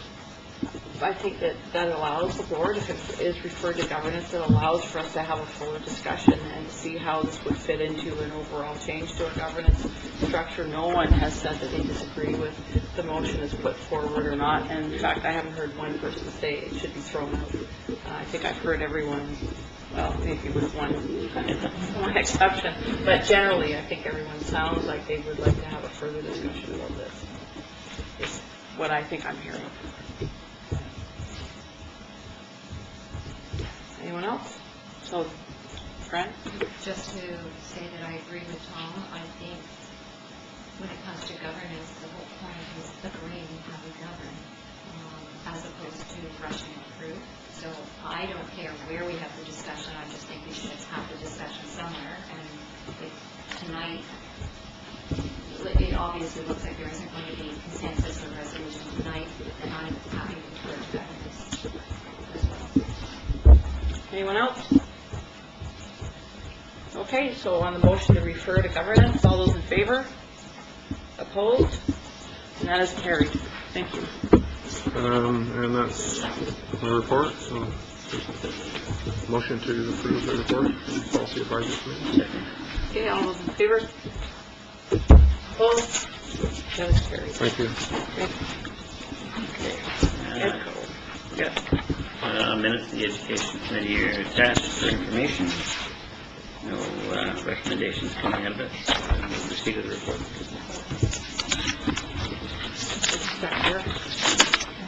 If I could just put the brakes on there, I'm just wondering if maybe 37, I forgot about the planning. Jordan might say a few things about, is that all right? And Len has something too? Okay, please. Lloyd Douglas? Pick me. Lloyd Douglas, because Okay, Tom? Tom would like to make a motion. No, I wanted them to pick me. No, you're out of order. Someone make a motion to appoint. Motion And second? Second. Okay, all those in favor?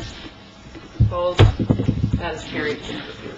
Just for the public's information, the school act says that if we're going to entertain any motions, that we have to have a secretary treasurer present, and so when the real one can't be here, we get an interim one, as we've just done now. So, congratulations, Alan.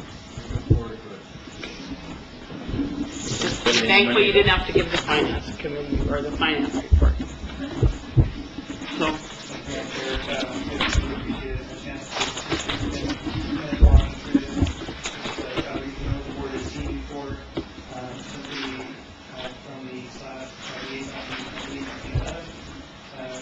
Background, the issues, more importantly, the suggested processes for the potential closure of Brooklyn Elementary K-5 in that process. The policy needs to be updated within that tonight, board meeting, so thank you for that. The closure process then will follow, because policy 3050 part 1, there's something very well. We'll do it at least on public consultation meeting, of course, the consolidation working meeting, with broad representation, and they write a report to myself. And that's the policy that I have required to write a report to the board for clarification whether or not to proceed with that closure as proposed. We've had some conversations about whether there was a need for a dual closure process or not. We've consulted legal counsel on that again, and our advice is written there is that there's no need to run a dual closure process. But if the board, if it runs a closure process, the Brooklyn Student needs to clearly make it the implication for the public that if indeed at the end of the day Brooklyn Elementary is closed, that it's obvious that people must open. And that the lawyers are totally comfortable that if that were, I don't think that's the sign. So that would be the ceiling code in the head. So, as long as that's made explicitly clear, then there really is only one closure process which needs to be done. And that would be the Brooklyn Elementary. The timeline we see in coming there probably, and as they look like, of course, all of that is the board's decision. In September, the board reviewed the policy on closure of Brooklyn Elementary, and in October, we formed the committee to begin consultation. And a reminder that the consolidation working committee shall be formed at least 60 days prior to final decision. So the consultation would run through October and November. In December, I would receive a report from the committee, and in the same month, write a report to the board, and then it gives the board 1 through January to make its final decision. That's only a suggested timeline, just for illustrative purposes. I think one of the most important pieces here for staff is point number 5 about any closure process will involve questions around what is the long-term educational vision for Comox direction on the board on whether or not the closure process for Brooklyn would include a revisiting the district configuration with reconsidering 2 secondary schools in Comox Valley. It's just an important question to put in front of the board for us to hear your thoughts about. Because obviously it's been a topic in the past, we continue to hear some rumors. We just would like to have some clarity so that we know how to prepare for the closure process and the consultation in the fall. So that's my reason. Thanks very much. Thank you. Len, are you back with us again? Okay, you're relieved of your duty, Mr. Douglas. The standards, substitute, secretary treasurer pay will apply. Okay, anyone have any comments? Fran? My understanding of the closure process is that it be open and comprehensive and allow for discussion of all foreseeable implications. I think whatever parents want to talk about, parents should be allowed to talk about. And I believe that includes discussion of the future schools in Comox and the Comox Valley. I've already had parents ask where would be the appropriate forum to discuss this, and I perhaps prematurely said the closure process. So obviously I think that's a place that they should be able to discuss that. But I also think that consideration of district configuration and future possibilities shouldn't be so comprehensive that it overwhelms the task at hand, which is the closure of the Brooklyn facility. Because that is the focus, and this is a somewhat unusual situation where the community has asked for the process. Anyone else?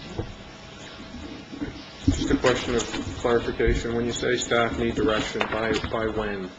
Like, are you hoping for that like this tonight, or well in advance of? Well in advance, Okay. and I think it's helpful with your description, Trustee Goldberg, in that our closure process, if the board said, yes, the staff need to consider this as part of our planning, we would incorporate some models into our report.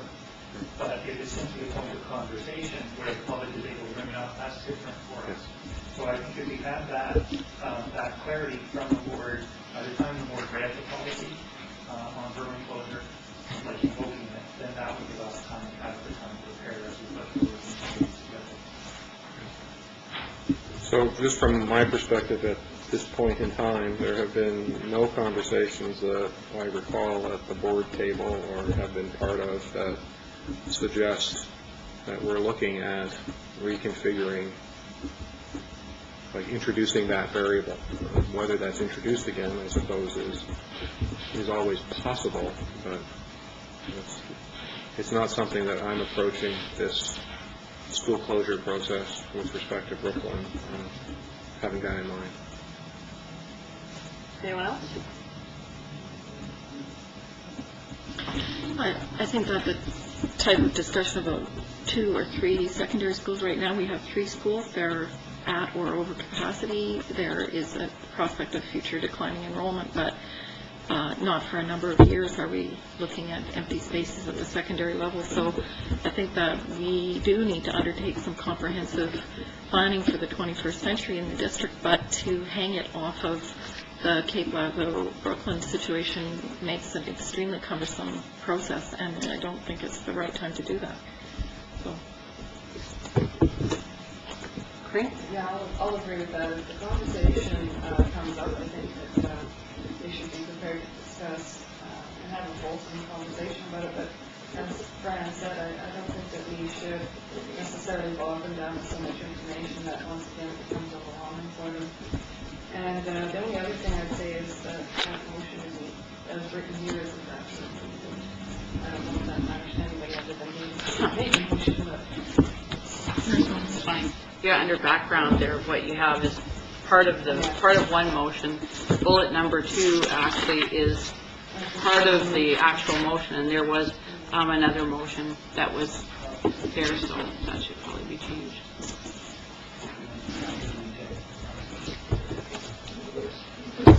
Anyone else?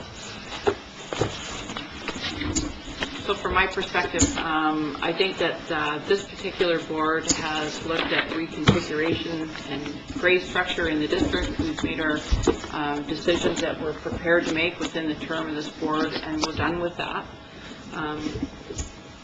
My my wish is that whatever decisions that we make with respect to this issue, that we do not saddle the next board with what I might call any poison pills of signing, for example, leases that we can't get out of, or selling properties, or making expensive renovations to either building if we close one permanently, and that we do attempt to leave options open for the next board, because there is discussion out there that we may be back at the table at some point in the next 5 years looking at configuration. High school numbers are declining. We do have concerns with respect to cohort size. We heard that reflected in our budget discussion this evening, and as cohort sizes get smaller at high schools, I think it would not be fiscally responsible if we did not, perhaps in the future, have that discussion. So for me, while I do not believe that we should discuss this issue in the context of a Brooklyn closure process, I would like to see us leave options open for the next board to do so, should they determine that that's important. A further comment that I would like to make is that I think that we should have some sort of process to work together, senior staff and the board, in order to figure out exactly what the consultation process looks like and what information is contained in the reports that are released to the public. For me, it's important that the board has a process and a set of information that we feel that we can rely on and that will give us the information that we want from the public. So somehow for us to work with you on that would be important to me. Dan? No, I got another question after you finish it. Okay. Anyone else? Okay, go for it. Oh, no, under my report. Oh, under These your report. two things. The community connections, it seems that was not on the agenda when given this thing. Yeah, it was deferred, so we'll pick it up. Do you have what you need, do you think, or? If I could just summarize what I heard, because, as I said, my point forward is, as we prepare to go through in the fall, we won't be giving model considering two secondary schools as part of our process. Of course, we have a long-range educational plan for the Valley, but this is about potential closure process for Brooklyn Elementary, which has obviously implications for Lazo in that the corporate should close, Lazo should open. Of course, the public will have and give any feedback on any topic, but we won't do the right thing. That's fair summary. I can't see how anyone could dispute that. Receive the report. Okay, second? Second. Okay, all those in favor? Opposed? Carried. Thank you. So, you may recall, we recall that L1 was struck because it was included in error. It's not a conference that we actually can go to. So we'll now move on to new business, board goals and values. Very briefly, Madam Chair, thank you. The note which you're well aware of, because all of you were receptive to later. The process we used to develop the board goals. What I want to bring to the board's attention is that when we completed the process, we identified two goals, and we had some conversation about some other items that were there, and got some feedback from the board that they were highly important, but not sufficient enough to be the top two goals. So what I did was I simply called those values. This is not the final presentation, but what you see then are the two statements that the board identified through our process since January around goals for the board, and then the other statements that were considered important by the board, which I listed as values. And should these be adopted by the board, what I would do is work probably most primarily with the chair and vice chair on a document that looks nice, or here are the board goals, process by which they were adopted, and then we proceed to the board to reflect those against our vision, mission, and value as a board. And of course, we have an intended document in the June board meeting about long-range planning, how the board goals fit overall into our plans for the district, including things like the recommendations there. Okay, and just by way of a background piece, as I mentioned in the chair report at our first half of this meeting, really the board has been engaged in 2009 in our goals seem to be to put to bed the reconfiguration grade structure discussion and to reestablish communications with our partners in education.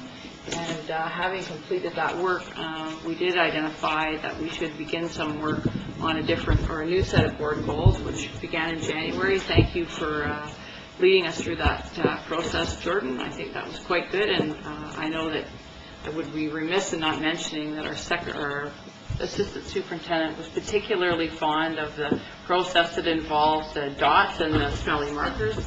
And it worked very well, and I think really did help us to focus in on what some goals were. So thank you very much to all of senior staff, actually, for your assistance, and in particular, Jordan. Tom? I move the motion that the board adopt the 2010-2011 board goals and values as presented. Any discussion or comments with respect to that? Well, thank you all also for your work. Good job. Okay, all those in favor? Opposed? And that is carried.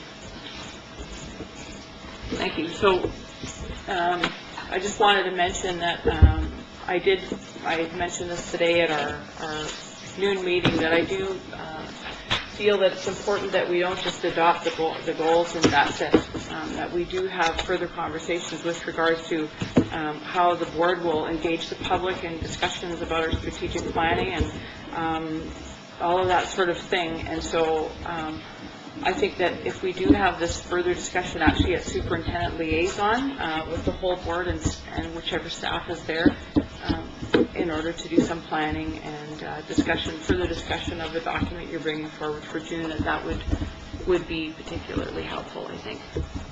So with everyone's approval, it would be great to have a further discussion on that liaison. Seeing no wagging heads. Thank you. Correspondence? Have a second. Any discussion with respect to this? Just ask Glenn, how many years would you say that we've been endorsing this item? I think 4 or 5 that I know of. I'm not sure. I think it's longer than that. Yeah. Did you before? Yeah. We missed a year or something, that's all. I think it's really important, since we have a base in our community, that we do this every year, and I'm pleased to support it. Okay, all those in favor? Opposed? And that is carried. Thank you. So now we'll move back to the item that we deferred from the first half of the meeting. Was it H2? Page 13, and maybe Sherry, if you could walk us through this. There are some classes available so the school committee has grants for $60 for a couple of board meetings now. It's a grant process that partnership between municipalities, the location of government, and this year there are new criteria. I would say there's different criteria that have been set in the past for these. This particular focus is around vision and planning on the co-location, the co-partnerships between partners and student-based facilities. There are available to each district the opportunity to apply for up to $30,000 in grants, no more than 3 grant applications, for a total of $30,000, but it can be 2 or it can be 1. In front of you are 2 grant applications that have come from our school communities, one from Cumberland Community School. Their total grant package is a rubric that's on a white sheet, looks like this. I had committed to providing you with some general sense of what were the guidelines, both the completion guidelines and the guidelines within the ministry documentation for purposes of the grants. Both of these projects meet those guidelines. The Cumberland Community School project is a document that is supported by a blue package, and the Lakeville Neighborhood Connection project is one that is supported by a yellow sheet. My apologies, as I said earlier, I got some information very quickly.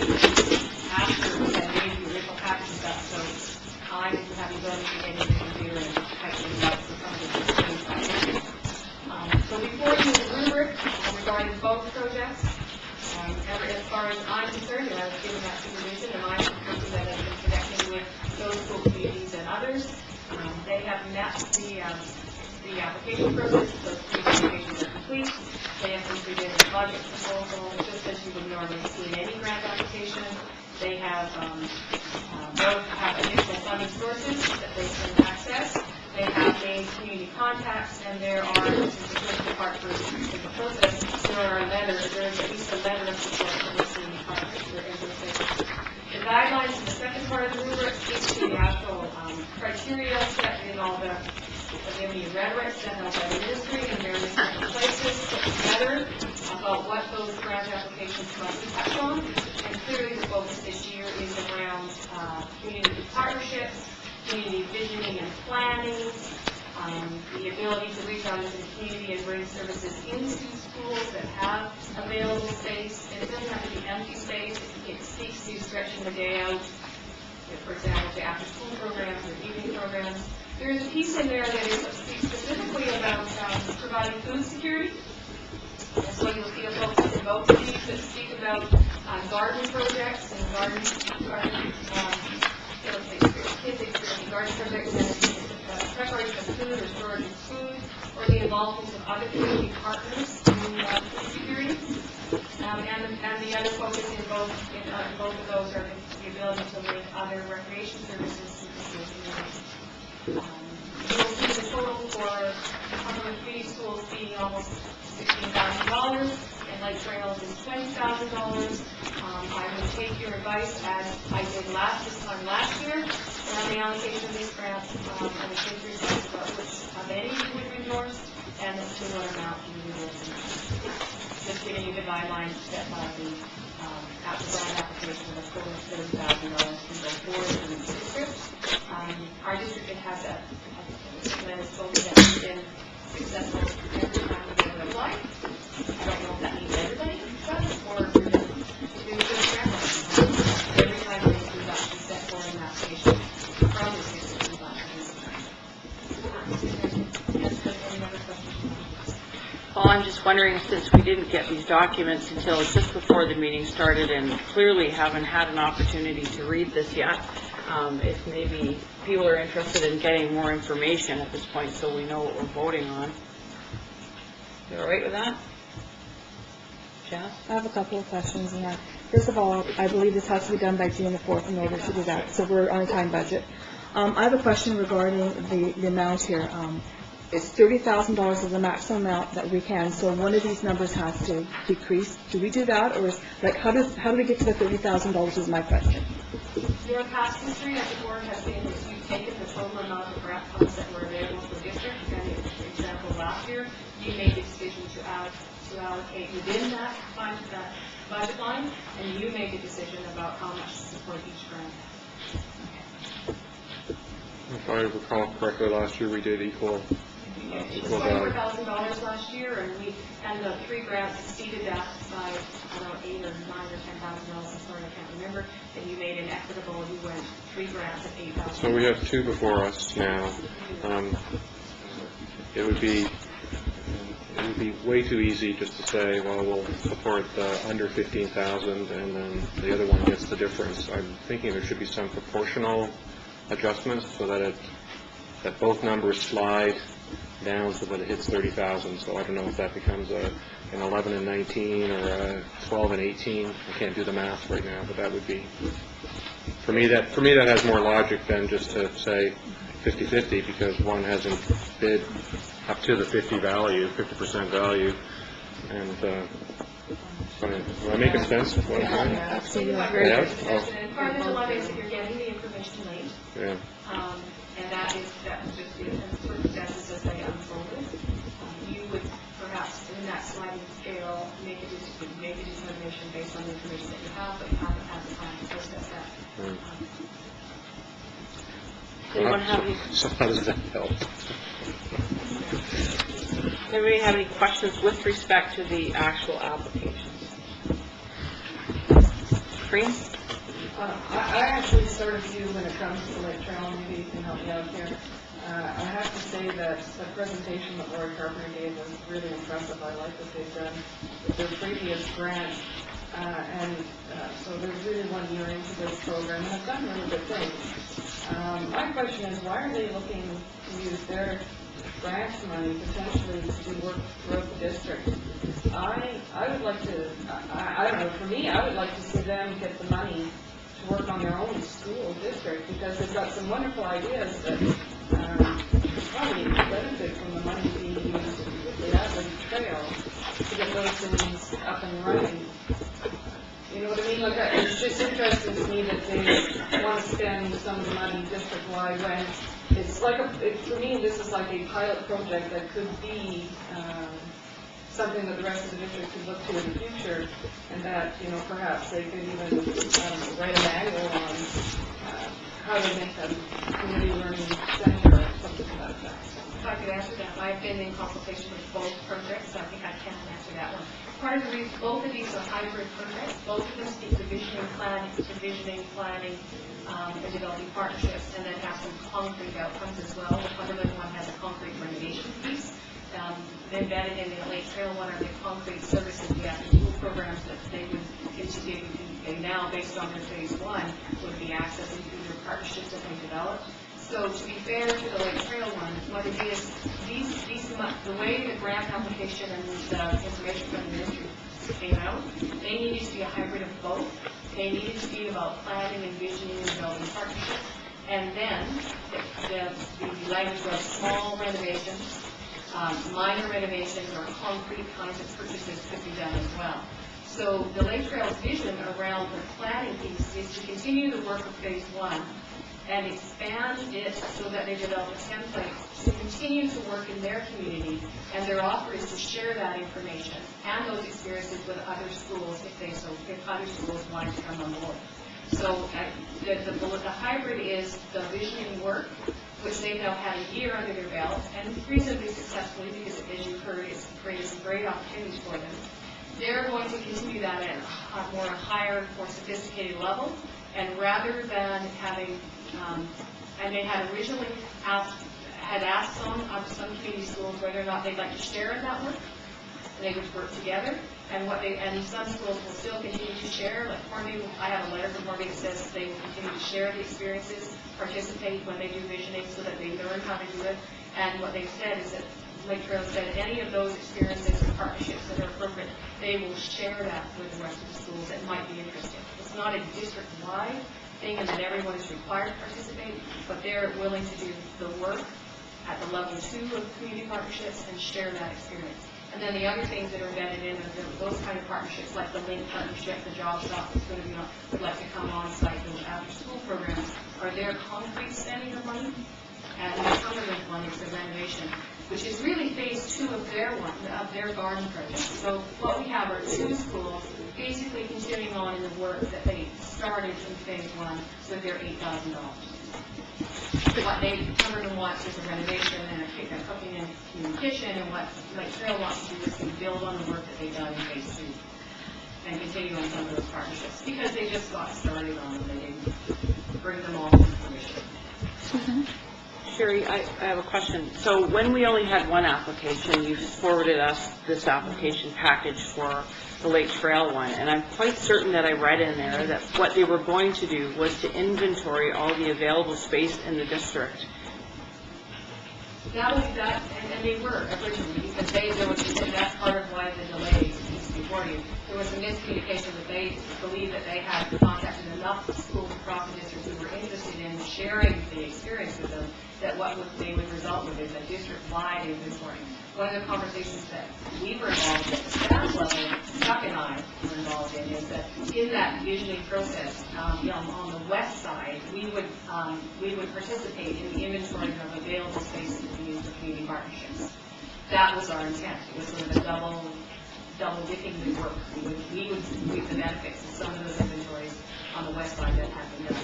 That work can continue as they do their own visioning on the west side with the schools that want to participate, like Courtney Young wants to participate, Martin they want to participate. The shift for them, what's different in this application, is that they bespoke that Cumberland might want to participate. Cumberland has chosen to do their own. So that's the difference between the one and the other. So what process do you go by to see if a school community wants to participate in this? Because I have to say that, you know, due to budget cuts, we have cut the number of vice principals that we have in the district. And as Trustee McDonald pointed out, we don't have a vice principal anymore at Courtney L. or Arden L. to assist with this sort of work. And as I say, in the first application package that we received, there was a $10,000 budget item attached to the amount of staff time and so forth that this request was asking us to donate to it. So I have a concern with respect to staff time and who decides all that. So I took it as my responsibility as the supervisor of the grant application process last time, and I supervised those three grants. I made contact with senior staff that were appropriate. I made contact with each and every one of those administrators to make sure that they were fully aware of the grant application, had been involved in the process, saw that there was benefit in their school.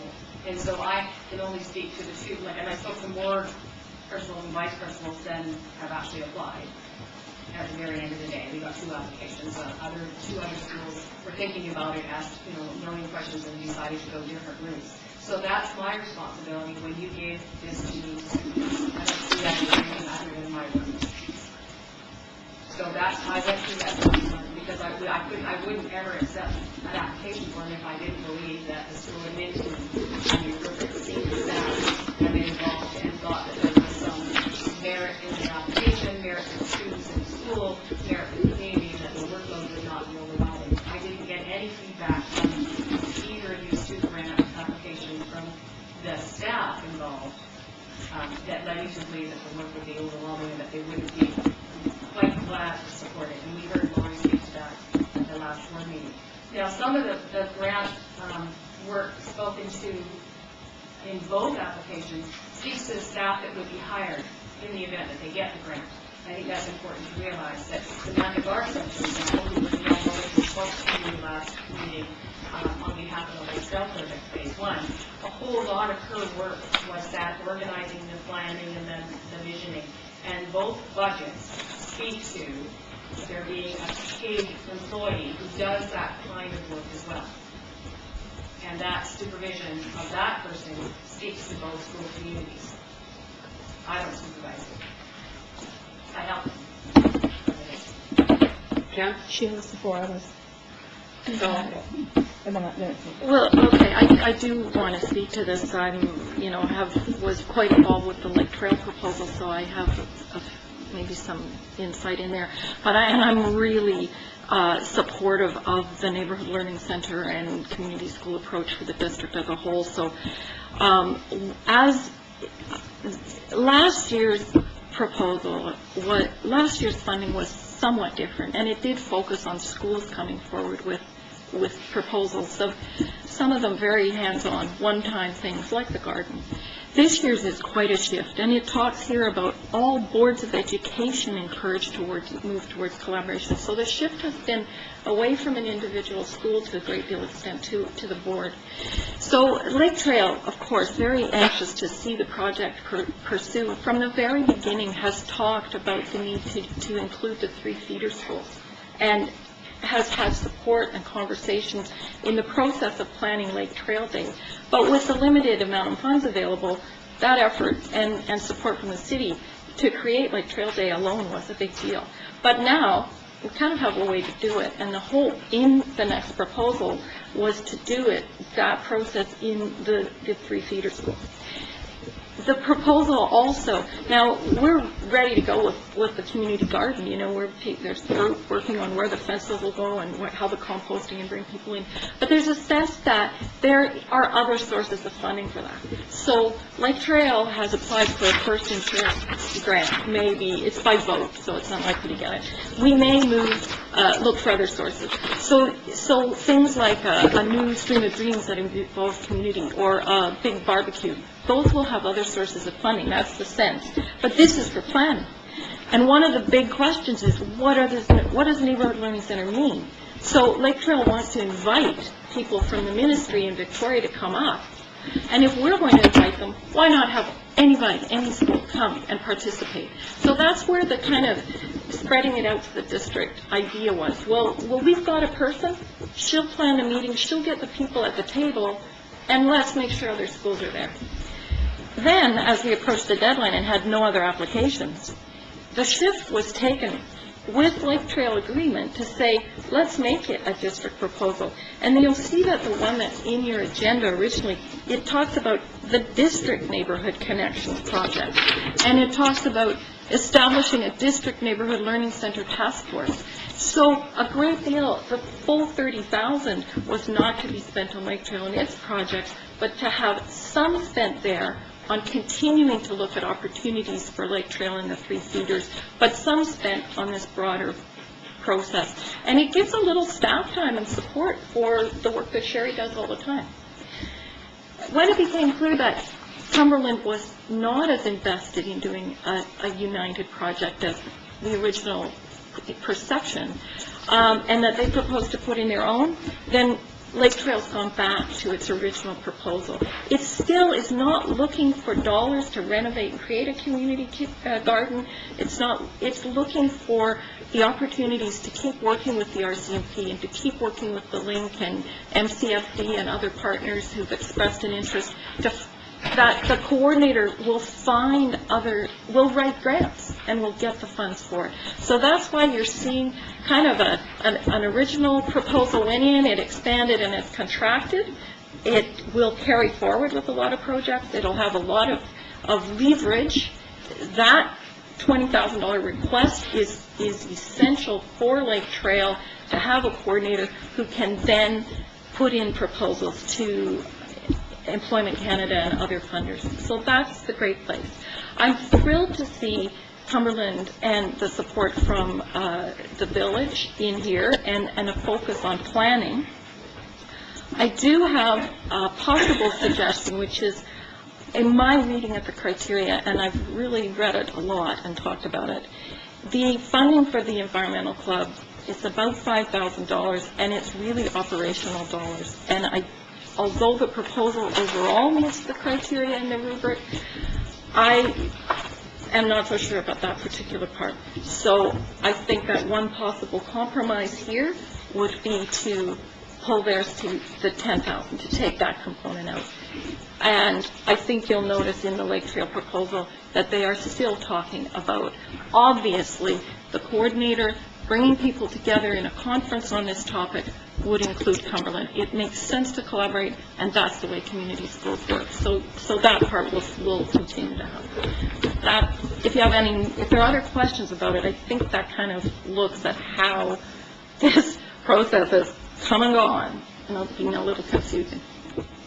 It's 9:05. I think we either need to have a motion to continue the meeting or, we need to have a motion to continue the meeting, and if it's passed unanimously, then we will continue it. Okay, we have a motion to continue the meeting. So moved. Second? Okay, all those in favor? Opposed? Thank you, Tom. That is carried. Yeah. Dan? We're talking $30,000 here. We have a deadline of 4 days. And going by what Mr. Weber here talking about sliding scale, I looked at the fact that we have a $16,000 request and a $20,000 request. We have to cut $6,000. So I would like to make a motion that our district support the School Community Grants Connection 2010 with Cumberland Community School getting $13,000 and Lake Trail Neighborhood Connection getting $17,000. So $30,000 to me is a wonderful compromise. Do you have a seconder for this? Second. Do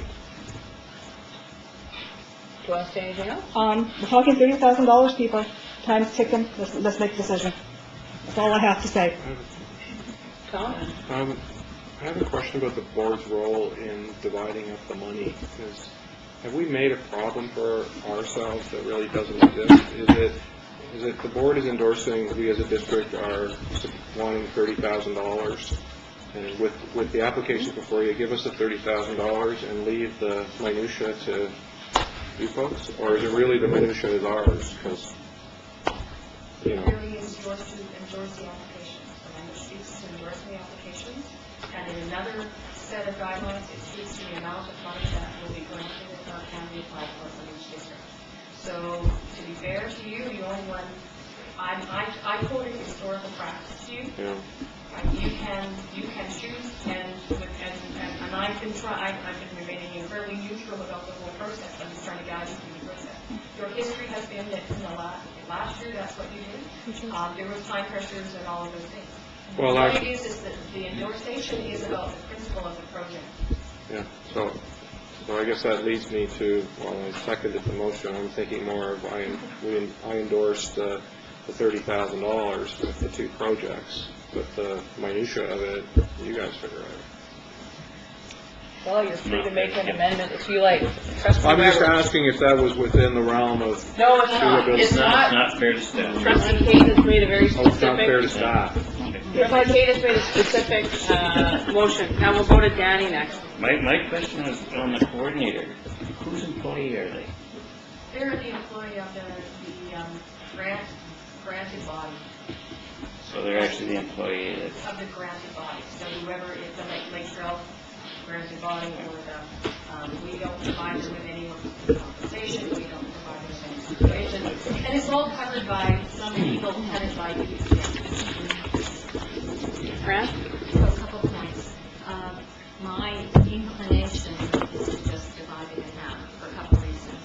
One, I'm concerned that if we're today going to do a proportionate allocation, then if I was applying next year, I would write 30,000. Like why everyone should write 30,000 to increase the odds. So that would be my concern about starting to get into the minutiae, as you said, and because the numbers aren't that far off, just drawing it down the middle would be a fair result. The second point, I still have some difficulty with Lake Trail bringing forth district initiatives without board sanction. It seems to me that the district initiatives need to come from the board.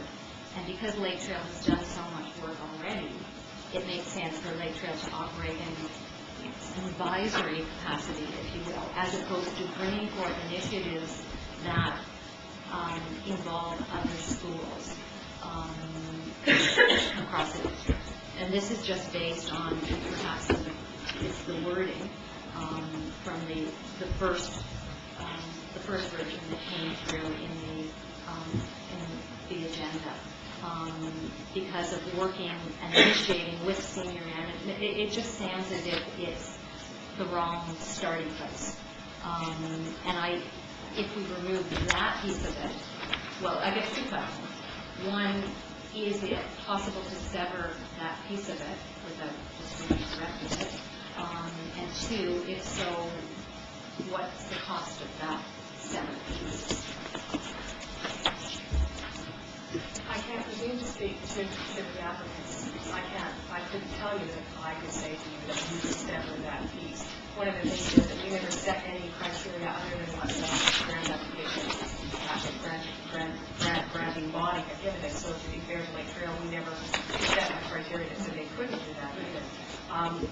You gave this to me. I'm quite confident that like the Cumberland Gardens project last year, and the Courtney allocation, which involved district staff, and the Lake Trail that involved district staff, that the workload and the benefits to the district, they're so offset. It was minor workload and great benefits in all three projects. When you gave this to me, and I told you that, and I spoke with someone, I continue not to anticipate a huge workload, and I see huge benefits for all the communities. So I could presume to say to take a chunk out of the grant and then give you a cost of what that would be. If I had thought that it was unreasonable, and to be fair to Lake Trail community, I gave them some pretty clear direction as they were drafting, and they have come here from a much farther place. I think I know you a little bit as a board, and I know what's really important, what's important to you, and how things need to be presented. So part of what I thought when you said to me, take care of this, I gave them some guiding principles based on the grant application, what I had seen in phase one, and what I knew we could do as a district and what we could support. So I would be reluctant to say that I could tell you what to take out of chunk. I personally don't have those concerns like you. I just wanted to clarify, I'm not quite sure what Fran's talking about taking out the first part. I'm wondering if she's still looking at the language that's in the actual agenda rather than the new handout. I am. So- I did, but I think Sherry's covered my concerns. Okay, because the new handout is a return to the focus on Lake Trail with the one project of any kind of a meeting would be open to others, but it's definitely pulled back from it. And it basically had been, without any other applications, a shift from an individual school to a district initiative. Sorry, Trustee Rendell, I feel compelled to ask you, were Yes. you involved with this new application that's come forward to the board, or? The application, I looked at it, I saw it, I gave some advice. I'm supportive. It's a project that I've been involved in. And I mean, I was concerned from the very beginning that we end up in a situation where we're pitting schools against each other for a very small part of money. So one of the things that I'm always interested in, and I'm interested in particularly now as a trustee responsible for all of them, is how can we make this program work for all the schools in the district? So I think that intent of trying to take something which was clearly successful, something which tied in with the World Cafe experiment, something which we've heard a number of people asking for, to say, can we do this on a broader basis? I think that is of interest, but the decision to support more locally based can work. It definitely can work. I think that you need to be mindful that Lake Trail project has taken a lot of operating, I mean, it's not about ongoing operations. I'm concerned about how the Environment Club request in Cumberland will be received. And I guess I'd also point out that Cumberland, as an existing community school, has some operating dollars already. So Lake Trail's, in a way, at a disadvantage in terms of carrying forward. Janice? I'm calling a question. Sorry, I have some more questions to ask. Just with respect to the money piece, I note on the budget for the Lake Trail one, there's an item there, facilitation, $6,000 professional partnership release. And I imagine that's a further donation by the school district to pay for professional partnership release time to facilitate this. That's a community partnership. That's in kind. My understanding when I asked was that is not the professional partnerships that we think about in terms of the school district. That professional partners in the community releasing themselves, coming to work on things. It's not the teacher professional partnership that we fund. So who would this be? Kind of thing, like the RCMP, like the job shop, like those people coming. That was, for example, on the neighborhood days, that there would be people there to help facilitate with their neighborhood times. It isn't tied at all to the professional partnership grant money, because as I said to them, we don't predict that, we can't guarantee it, we haven't even had applications for it, so that's not what you and I know as professional partnerships. Okay, so for sure it's not that. It's not. Okay, what about other costs? You know, $15,000 hard costs and donation of labor and materials for the Lake Trail Project's garden. So I can't presume to ask. If this is like the Cumberland one, I asked the questions about that. They've made their own in-kind approaches to businesses and approaches to donations in the community. You've heard Lori talk about the lady that gave the rhododendrons, those kinds of things. That's what it is. It's not donations from us. Like the Cumberland one, when you go out and you write a grant, you speak to your community partners, and that's what you're in kind, or you go to your building store and you get either a deal on lumber or you get offset cuts. That's my understanding of what that's about. My concern is, like I said before, the original application said $10,000 donation by School District 71, some of which was in-kind donation of staff time. We have people asking us, for example, at Brooklyn School to get the carpet off the walls there because of air quality concerns. And I would think that that would be a bigger priority for our maintenance crews to be doing that rather. None of this is CUP, and none of this is school district in-kind kind of things like you're talking about. Not this, and I can't second guess the thinking that really went on between that, other than the shifting from the miscommunication about Cumberland and not. And I didn't deliberately do that because that colored how I present things to you. This is the updated version of the Lake Trail project. This is the latest version of their grant application. I know that Chuck has made no commitment for in-kind QP work as far as taking carbon. I've made no in-kind commitments to anything other than the advice that I would give as a supervisor to the grant as I have in the past at your behest. None of that has occurred. This, and when I asked about these, as I asked about the Cumberland one, about the dishwasher, and they're getting a deal on their commercial dishwasher if they get this money, because they've gone to somebody approached and they're going to get it at a lower cost than a regular one. Right? Those are the kind of things you normally reflect on a grant. So I'm not aware of anything that would be school district based that would be like QB worker, and I really don't think Chuck has. Okay, so possibly on that basis, I might be able to support this motion, but not on the basis that it goes far afield and considers a whole bunch of other schools. I think the provincial government is about 5 years late with this initiative. They've provided us with budgets that have forced us to close schools in order to save money, and we don't have piles of space available in all of our schools in the district that are available to be rented out. Mr. Douglas last spring did a great job of inventorying the available space that we have in our schools. We know what available space we have in our schools, and we're going to need more space for all-day kindergarten.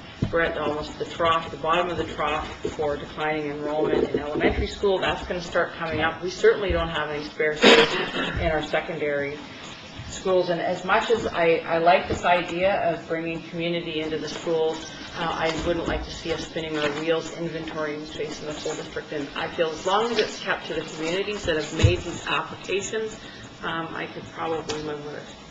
Corinne? Okay, so just quickly, I would say it's not actually our job to determine if the environmental club warrants $5,000. I don't think that's really up to us.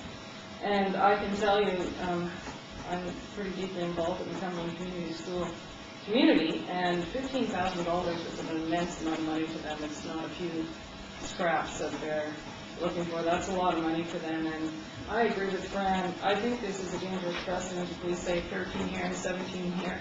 What if next year we get 3 proposals? Are we going to play roll? You don't know that, Julie. You can't say that. No crosstalk, please.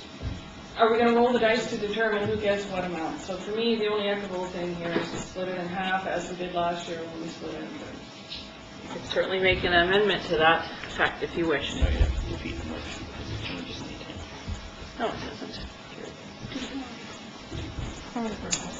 I think you could make an amendment. I would accept an amendment if someone wanted to make one. So one final argument. I spent the day at Lake Trail when they had their neighborhood community schools. I saw the community come in at school. The RCMP were there, the neighborhood garden was there, Westwood Rental.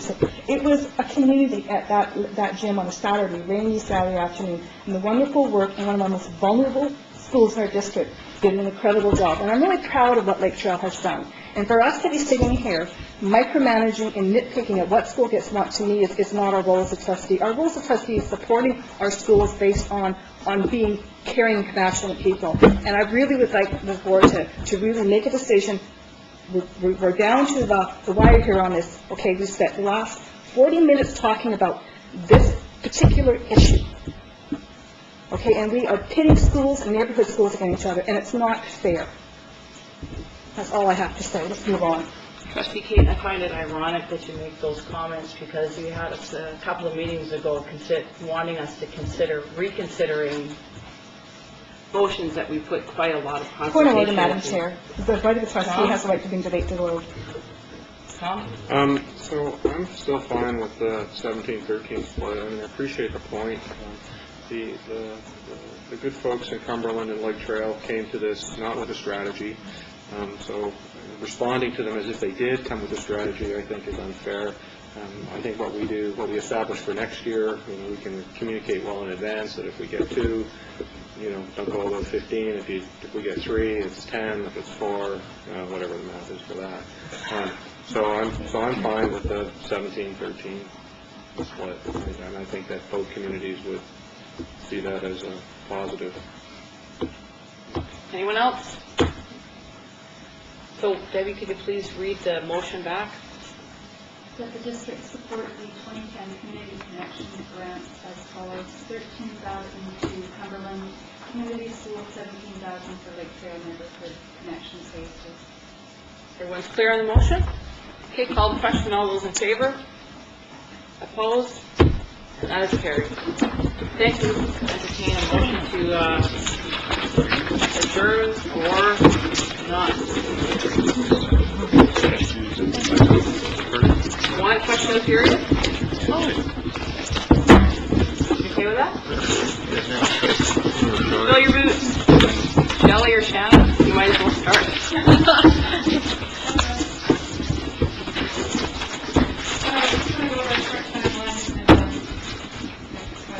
That's January 13th, 2009. It was regularly noted subject that then suddenly incorporated as part of the budget planning process. And then April 28th, we were told the legislation by then that there would be a possible deficit.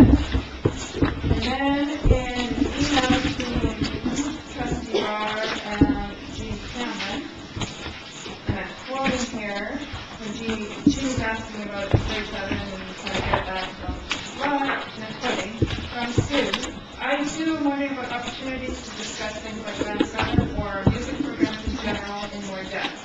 I'm not sure that there has been a district-wide discussion for some time. And then we get the operational review, and in it, and I quote, in addition to the internal stresses at play, the school district is facing real financial challenges in trying to balance educational needs with available resources. Then we have the cutting of the budget in January, where we cut support teachers and many important things. It wasn't said that Band 7 was part of this budget process, and then bingo bango boom, this board turns around and votes Band 7 in. Was there a discussion, as you were wondering at, a district-wide discussion about Band 7 before implementing this program? And why was it not on the original budget thing, as was mentioned last year? It just goes to process. And I think it was flawed, and I think we jumped the gun in implementing this process, and we set a bad precedent. I'll take that as feedback. We had a motion to rescind Band 7 on some of the points you raised, and the majority of people on the board disagree. So thank you for your feedback. Shannon? The last board meeting, the French immersion report was referred to the June Education Committee without being received by the board through resolution, as is generally the procedures with reports. I've looked on the website and I cannot locate anything indicating when the next June meeting is, anything, and I'm wondering if you could please advise when and where the next Education Committee meeting will be held. As I see in the board's bylaws, that all regular meetings and Education Committee meetings shall be open to attendance by the media and by the general public. We're always on the second Tuesday of the month, 6:30, right here. We'll have a special seat for you. And are the agendas available prior to the meeting? Yeah, they could be. How do we get them? Danny? We don't post. You do not post them prior to the meeting? Okay. Do the partner Could you, could you articulate for her what's going to be on the next No. BC Hydro presentation? Yes, Kids, students for 10 minutes? So the next agenda Sherry? is BC Hydro, which is the green team student reporting. Director McCray will be talking about the community literacy plan for next year. There'll be a presentation from Highland regarding the proposed ID program. And French. Discussion, which will be the last discussion. That's it. Does that answer your question? Second Tuesday, each month here? Yeah. Sorry to take up another evening of your month.